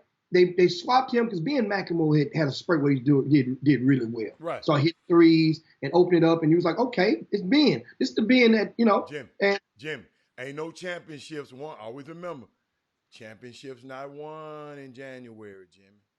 I saw a disinterested and a tired James Harden, unaggressive. I ain't never seen James that not aggressive. Jimmy, I call myself running out of that's why I didn't stay and wait, running out of the U of H game to go think the Rockets going to make a rally and go over to the Rockets game. And guess what? I wish I had stayed at the U of H game. Dude, James Harden last night, 13 points, y'all. Never heard of that before. So in his last 3 games, look at his attempts. 2 of his last 3 games, he has been held to season lows. Jim. 17 in OKC Jim. and now 13 last night. They call this they got a saying for this part of the season. The dog days of January, they call it. Right before the All-Star game, it's gonna happen. He'll be all right. We'll be all right. Take it from me. Y'all can talk about him today, but remember I told y'all they'll be all right. The dog days of January right now. Well, the thing that I'm looking at, PJ Tucker. Hatter, you got to follow these stats with me. I need you to pull up PJ Tucker. I need you because I can't make this up myself, and you're not going to believe it. I'm on it right now. I need you to look up PJ Tucker. Watch this right here. This is going to be really fun. Pull up his last 6 games. Man, that's too many games. No. Well, if you don't, you guys, you know what? You don't have to pull them up. I can help give them to you. Okay. PJ Tucker, last night, 3 punts in 30 minutes. He didn't shoot but 3 times. 2 rebounds. Explain that to me. Okay. Then. No, PJ Tucker ain't there to shoot. He there to get some rebounds. Yes, he is there to shoot. He's not there to shot. He's not there to shoot in abundance. Because they was doubling James. But keep going. When they double he's James, normally going to get 1 open 3-pointer a quarter. Okay. That's possible for 12 points. Okay. He's going to get opportunity. Now, check this out. PJ Tucker's last 4 games, I mentioned you guys, he had 3 points last night. The game before that against Memphis, when they lost, PJ Tucker had 0 points. Right? The game before that was Minnesota. He had 0 points. The game before that, OKC, 3 points. Atlanta, 8. And Philadelphia, 0. That's his last 6 games. PJ Tucker has 14 points in the last 6 games. Quentin Grimes would look like an all-star compared to these stat lines right here. This is not acceptable at all. PJ Tucker needs to be benched for the Houston Rockets. Jimmy, it's the dog days of January, Jimmy. I'm telling you, okay, so we'll be all right. Jimmy, it's the halfway point in the season. Remember, this is the time LeBron used to shut it down. But he can't shut it down now because Anthony Davis done got hurt. Okay, I'll put it like this. Yeah, you know how many games it's been since PJ Tucker has scored 10 points? He's scored 10 points. Just 10 points. That's 1 3-pointer every half and 1 layup every half. That's 10 points. The last time he scored 10 points was December. Listen, December the 19th. That was 12 games ago. Well, actually 13 games ago. I'm not going to let y'all break up my happy home. Y'all can talk about the Rockets all y'all want. You see, I'm just letting y'all talk about it. I still like them. And I'm going to still like them. And I'm going to still like them. I don't care until James leaves. Then I ain't going to like them no more. Now keep go to the boom boom room. Stacey says the Houston Rockets will never win as long as Harden plays the way he plays. I'm going to let you reply. I'm not going to reply to that. I just gave you this, but ain't nothing Stacey can say. Ain't nothing nobody can say. I just gave you this. I know. I saw that. Nothing you can do. Todd say PJ Tucker too busy shoe shopping. Hey. Oh, my God. Ain't nothing you can do to separate my love from I like them Houston Rockets while James Harden is on the team. Ain't nothing you can do right now. I'm sorry. Y'all, I can't help it. Like, once I like you, like if I like one of y'all, B. Scott, if you my friend, I don't care what nobody say about you. If I like you, I don't care, B. Scott. B. Scott, he didn't shoot in the Minnesota game because he only played 2 minutes. So he had to leave the game briefly. I mean, he only played briefly. So understand now that's why he did not take any shots against Minnesota. Talking about PJ Tucker. However, PJ Tucker is an OG on this team, pretty much so. He came out of high school in 2003. So he's one of the oldest guys on the team. PJ Tucker and one of the toughest guys on the team. You know, if a guy ain't giving him the rock, PJ Tucker know what to do, what he needs to do. He need to go and say, we need to have a talk. Hey, all I can tell y'all is, I'm going to repeat again. These are the dog days of January, right before the All-Star break. Things will change after. That's all I'm going to say. You see, y'all used to me hollering about, I ain't mad at y'all today. Robert, you be a little too loud. Robert, you look at me. I'm calm. Y'all keep on talking about him, and y'all keep on talking about him. I ain't nothing y'all going to do to separate me and the Houston Rockets until y'all trade James, and then I'm done. That's all. That's all you got to do. And guys, and I see B. Scott, I got you. I love it. I got you doing your homework right now. Understand something. The difference between PJ Tucker not scoring points now as opposed to before in games, before these last few games, is because he rebounded for the vast majority of those. He grabbed at least 5 rebounds. PJ Tucker now is not scoring, nor is he not rebounding for the most part of these last few games. Atlanta, he had 17 rebounds. But Philadelphia, he had 5. OKC had 6. Minnesota, that doesn't count. He only played 2 minutes.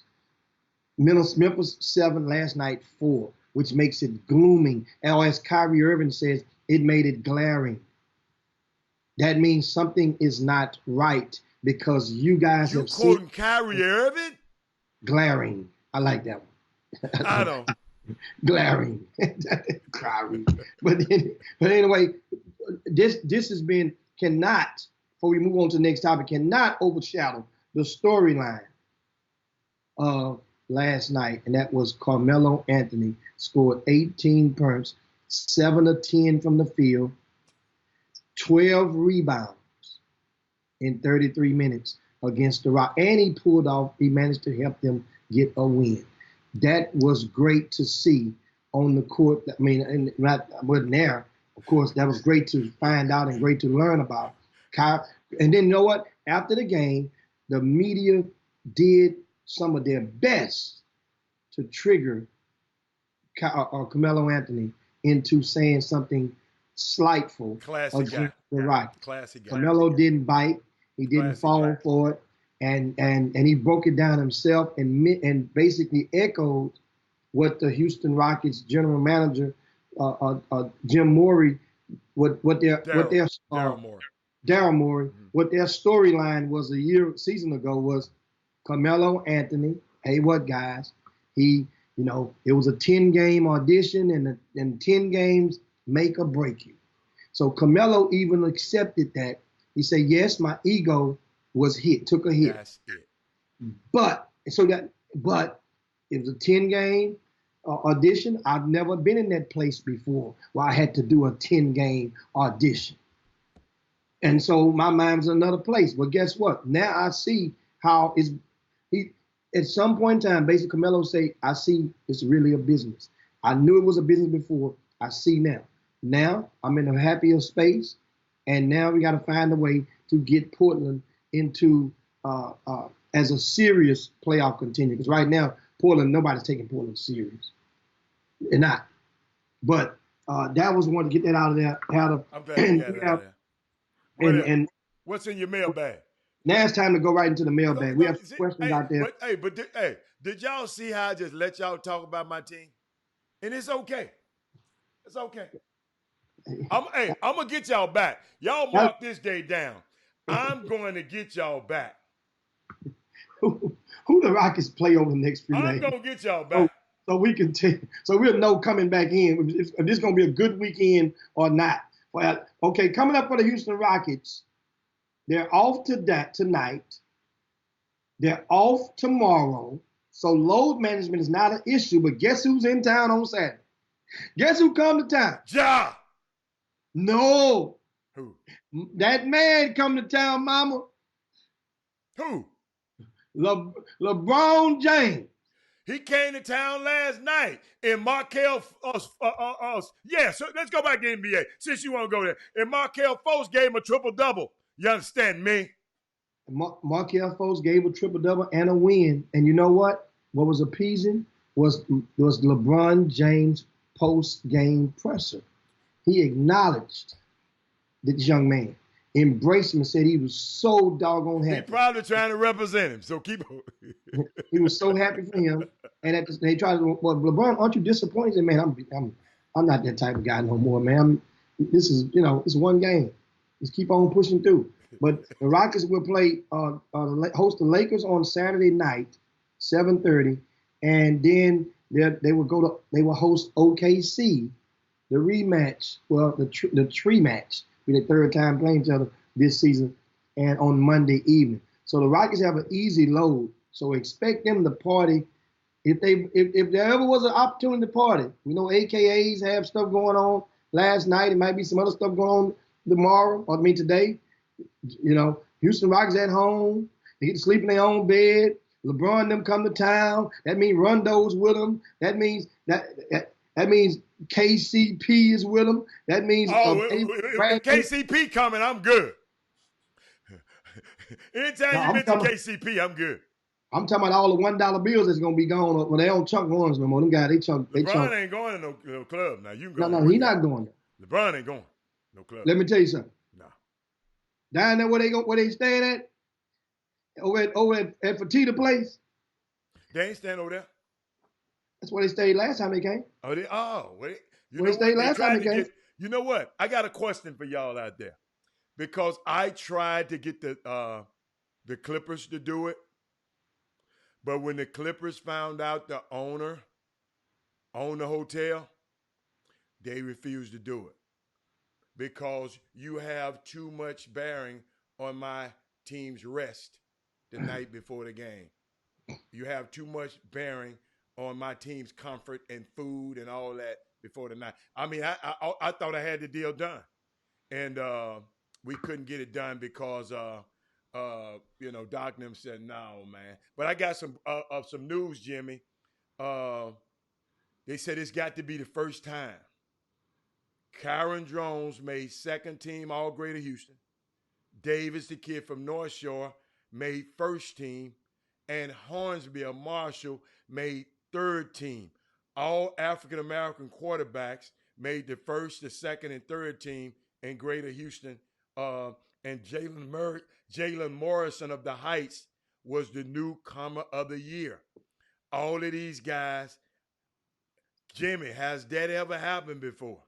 I'm not sure it has. Not in football. We're talking about. Not sure it has. Okay. And just want y'all to know that. That was a great season for all those young men on the high school ranks.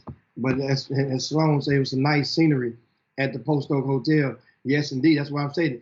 I was about to tell you how you say with so-and-so, some people might not be going, but for some people, it's coming to them. And if you look at it, you can tell him hit that elevator. They'll come to the hotel downtown too. They're gonna bring the party to them. You look at that lobby, and man, you can tell. LeBron is a married man. He don't do that. I didn't say LeBron. I say Dave. Okay. I say Dave. And guess what? LeBron come through a secret interest. He don't come through the normal day. He come through a secret interest. No, I'm not talking about his interest. Oh, you're talking about the rest of the guys. Okay. I'm talking about those other guys, and I'm talking about those girls that be in the lobby at that hotel. I got a question. So if the girl's gonna be in the lobby, so is the boys gonna be in the lobby for Dwight Howard? Dwight Howard, he gonna be in hog heaven. He right around the corner from Montrose. You know he gonna be in hog heaven. I can't believe I said that. I'm letting you rub off on me, Jimmy. I cannot believe I said that. And some more NBA news before we go to the mailbag. We got to get to the mailbag real quick. Okay. And thank you, David Polk, JJ Redick. He made a comment. He said, "I really believe this."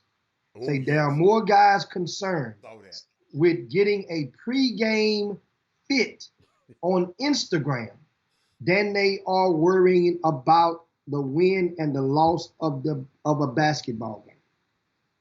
This is JJ Redick when they asked him about the distractions of social media. And he was talking about, is he talking about his teammates? Yes. Or is he talking about teammates? Remember, he's been with two different teams. Is he talking about teammates now or teammates then? Jimmy, he's a little archaic. He don't have an Instagram, okay? JJ Redick is a relic. So of course he gonna think like that. But Jimmy, but hold up. When Kevin Garnett said it and he mentioned AAU, y'all went crazy. Yo, it's just a different breed of young cats coming in there, man. And guess what? These guys are social media influencers. Of course, it don't take you that long to put your fit, but but I hope these guys are not putting their outfit ahead of playing in the game. I just hope so. I just hope that's not the case. But let me tell you something. A lot of these guys got stylists. A lot of these guys got people that just want to dress them every day. That red car, I told you, David Stern changed the dynamic and changed the paradigm of being able to dress in the NBA. So that's a part of the game now. That's a part of the game. People want to know. I'm going to tell y'all, though. Them dudes in the NFL is tearing these dudes in the NBA head off dressing. I'm just going to tell y'all. These guys in the NBA, Jimmy, I got something for you. Check this out, Jimmy. Just check this out. This how Derrick Henry rolled up to the game last week. Jimmy hit. That's how he rolled up to the game. And don't let me bring Dak and all them. Let me tell you something. Them NBA dudes trying to be extravagant and have on stuff hanging off their shoulder and all that kind of stuff. Derrick, y'all know me and the Dallas Cowboys and Jimmy. Don't mention the Dallas Cowboys, but let me talk about it. Dak Prescott. Y'all just got to go wherever y'all got to go. Go just Google Dak Prescott outfits for the game. And them dudes from Philadelphia, like Jenkins, man, let me tell you something. They tearing the NBA. The NBA, listen, it's no comparison. No comparison, man. Unbelievable. I would have never thought I'd say that. Tangela Clark, what's up? What else you got, Jimmy? Yes, indeed. Shout out to Tangela. Now we go right into the mailbag. Of course, we promised you, and a couple of people had questions that presented us with questions via in our email bag, and you too can go send us an email, chopshophtx@gmail.com, chopshophtx@gmail.com. And one of the questions somebody asked us, Hatter, is from our conversation earlier. They say, what constitutes a good rivalry? I think we were talking about Quentin Grimes and Kendrick Davis. Well, he said, what constitutes a good rivalry? I don't know. I think it's got to be history. Got to be a lot of history. Competitive history. And, I'm trying to go back and see who our rivals was. And it was the guys that over at the time, let me go to where my son them play. Bel Air, this kid to this day, right now, if he was to come to town and Bruce Glover, we needed a gym to work out in. Bruce Glover would open a gym. Robert would not go because he said he don't want to play on Bel Air's floor. So it's unbelievable, but the history that he had playing against that team. I guess Jimmy, they was battled 2 points, 1 point, 2 point, 1 point, 2 point every year. So, I mean, I don't know. I mean, I like to hear other people's opinions on it. It's just it's the history. How close the games were, how contested the game, how much bad blood was spilled. You just said it's a kid wouldn't even shake a kid's hand. He shook everybody's hand in a kid's line. I don't call that a rivalry. That's something else. But I just don't call it a rivalry. So I'd like to hear from the people. It's got to be some history there involved. Well, and be history, and then of course the rivalry means that if one team is either pushing the other team or person to the brink of where they have to excel or display dominance or greatness, and vice versa. Those are elements of a rivalry. I mean, so Both teams have to be winning. Do they have to be winning teams? To push the other one to greatness, but definitely can't lose all the time. You see what I'm saying? Are you talking about team rivalries? We're talking about team rivalries. All the player. All player. Okay, I got you. But one must be able to, while you're opposite that other one, create. That means that just playing against that person, it inspires me to perform to a level of greatness, like Melo did last night. Well, that's the whole thing. That wasn't great. Well, no, but it wasn't that was a player versus the team. That wasn't the player versus the player. Is Wheatley and Yates still a rivalry? It's still a rivalry. Even though Yates beat him by 1,000? No. The schools are still arch rivals. Okay. But in the confines of basketball, it's no longer a rivalry there. Those schools are Hatfields and McCoys. And that's how it can be in certain sports.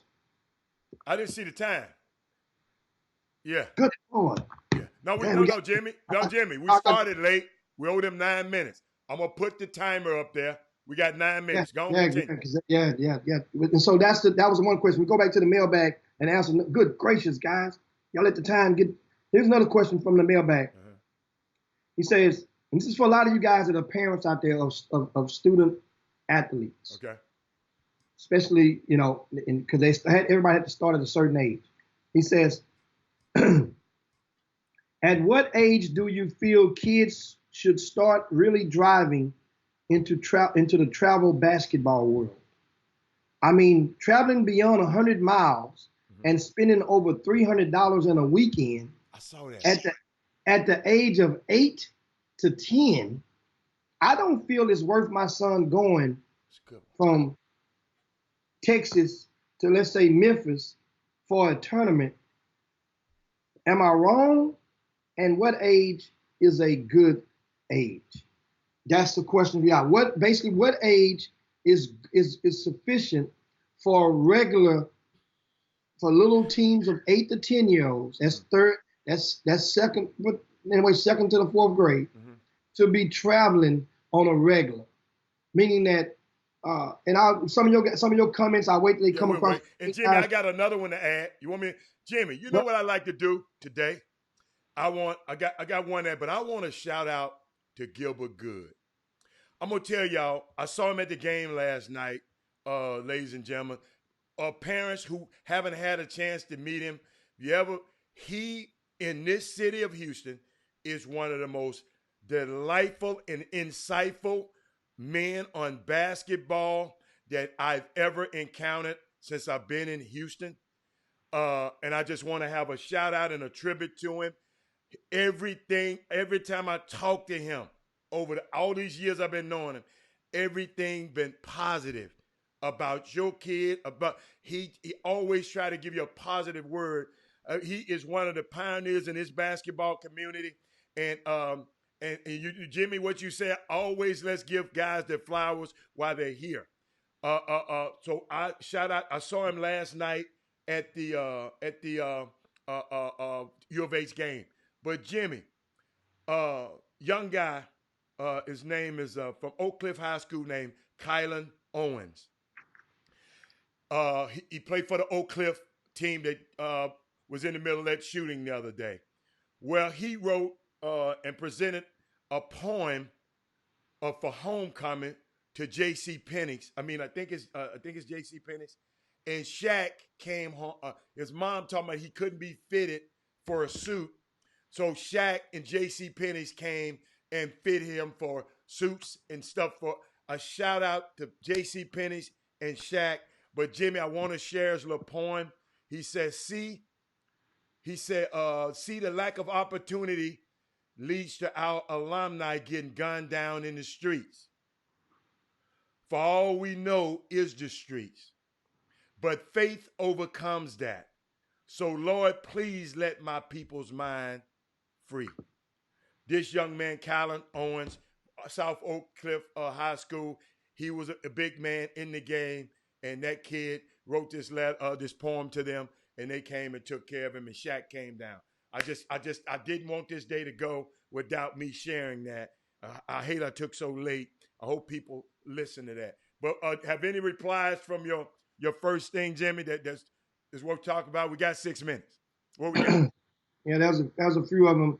Mm-hmm. B. Scott says the 5th through the 7th grade, 1 to 2 tournaments beginning at the end of the season. The thing to do,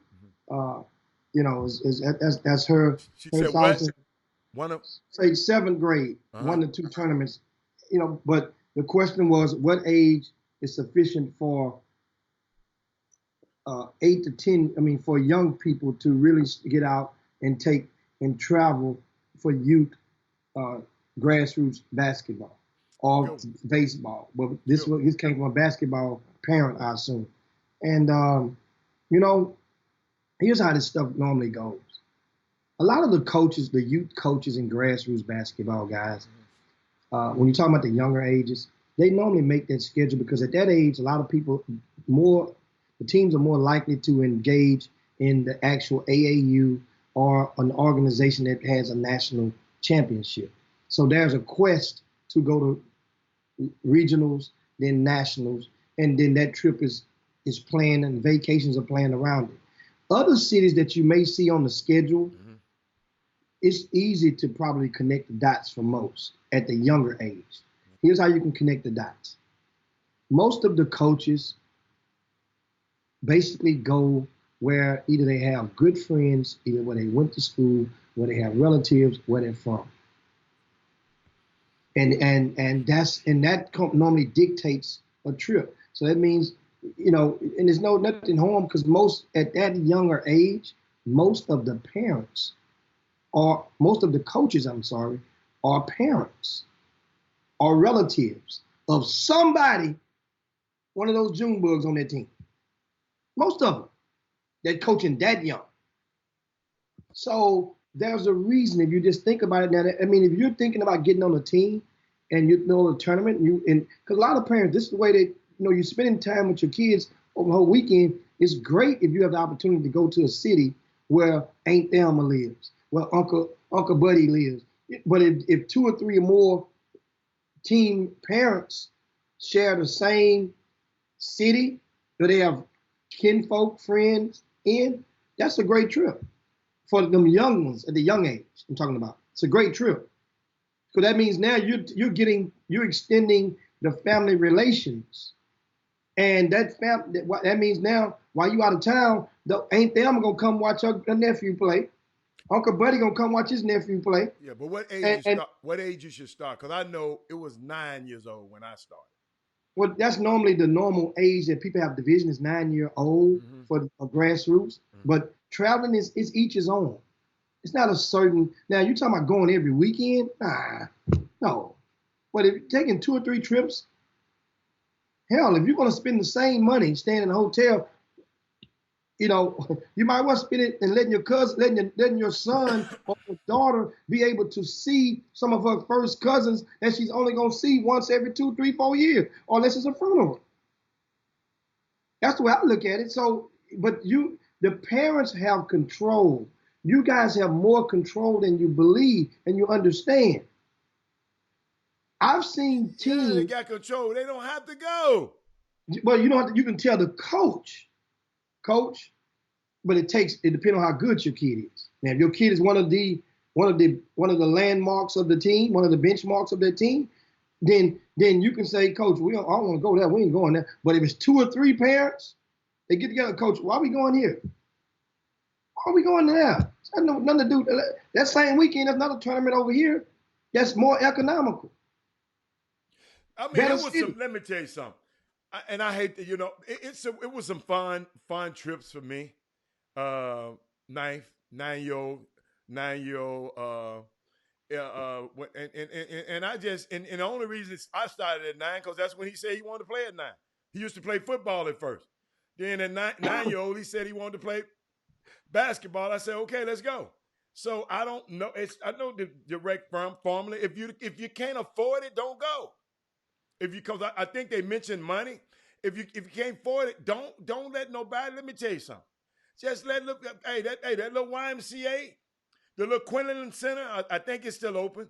Man, just put him in them little old leagues and let him and let him just play.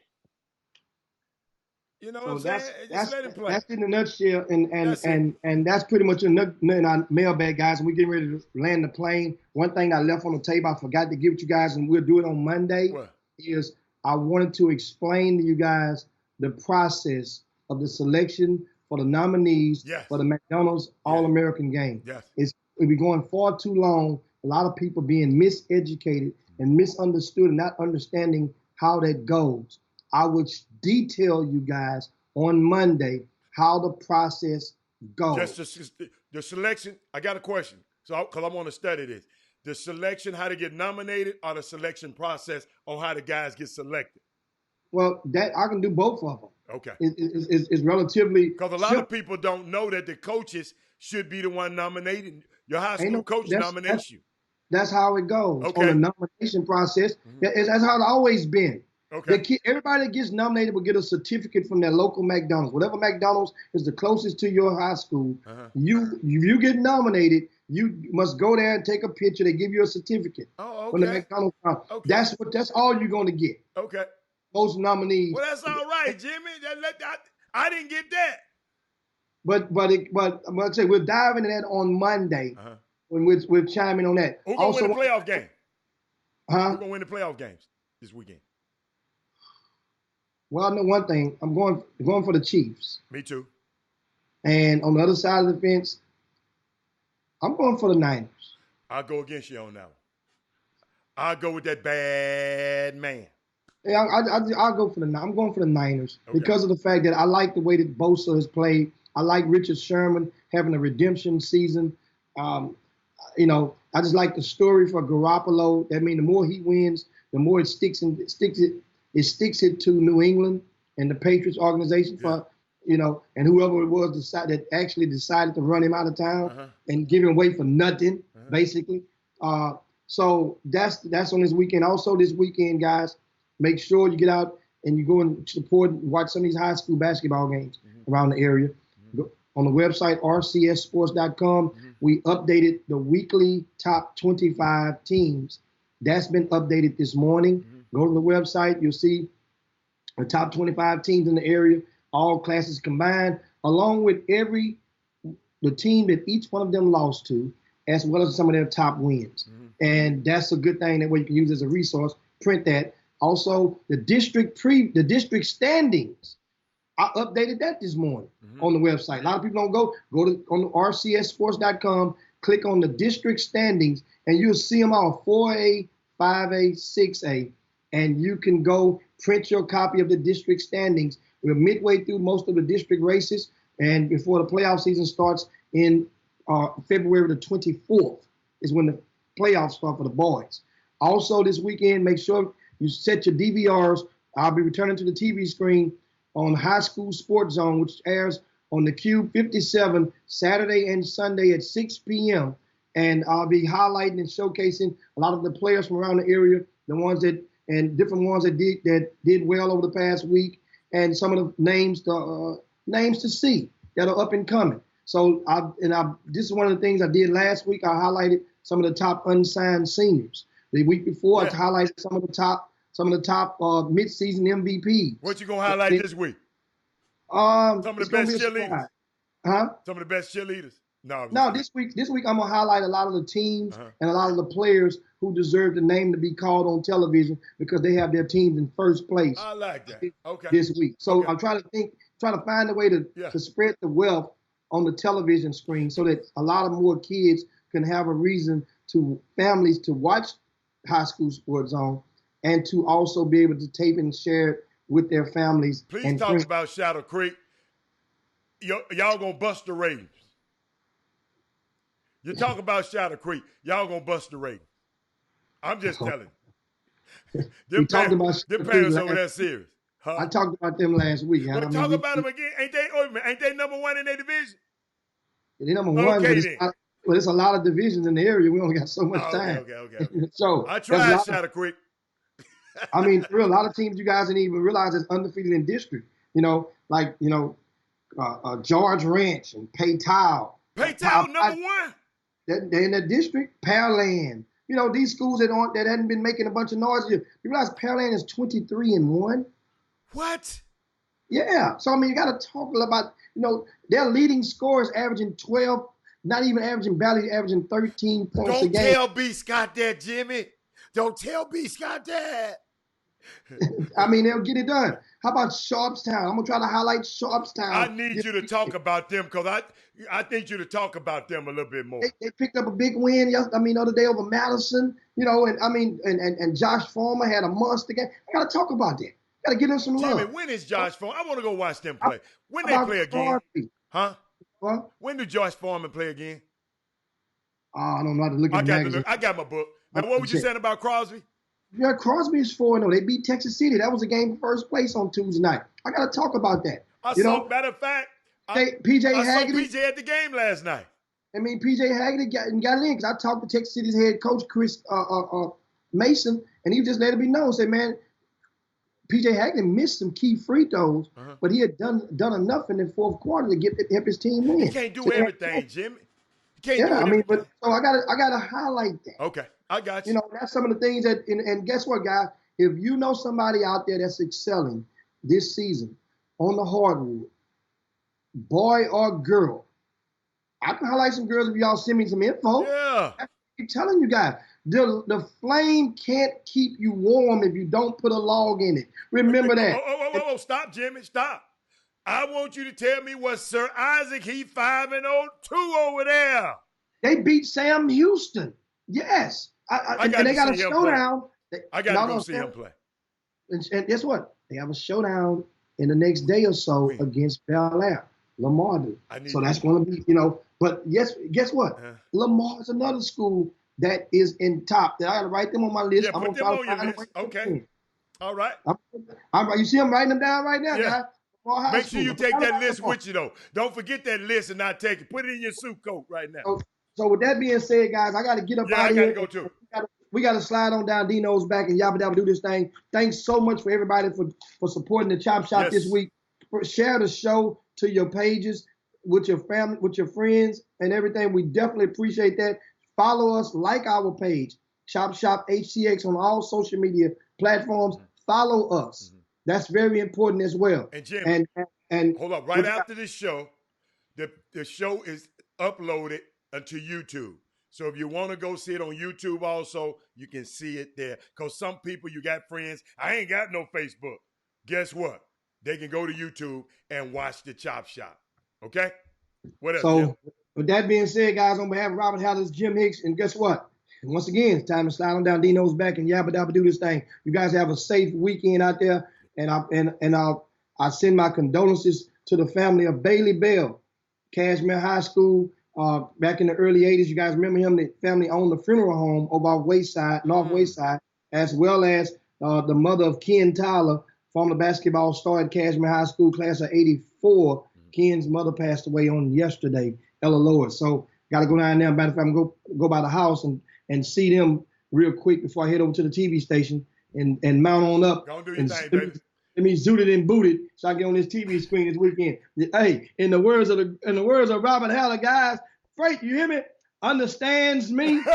Up out of here. Chop, chop. We out of here, y'all. Jim Hicks. Rob Hatter. You are now tuned in to the Chop Shop. I'm Retro.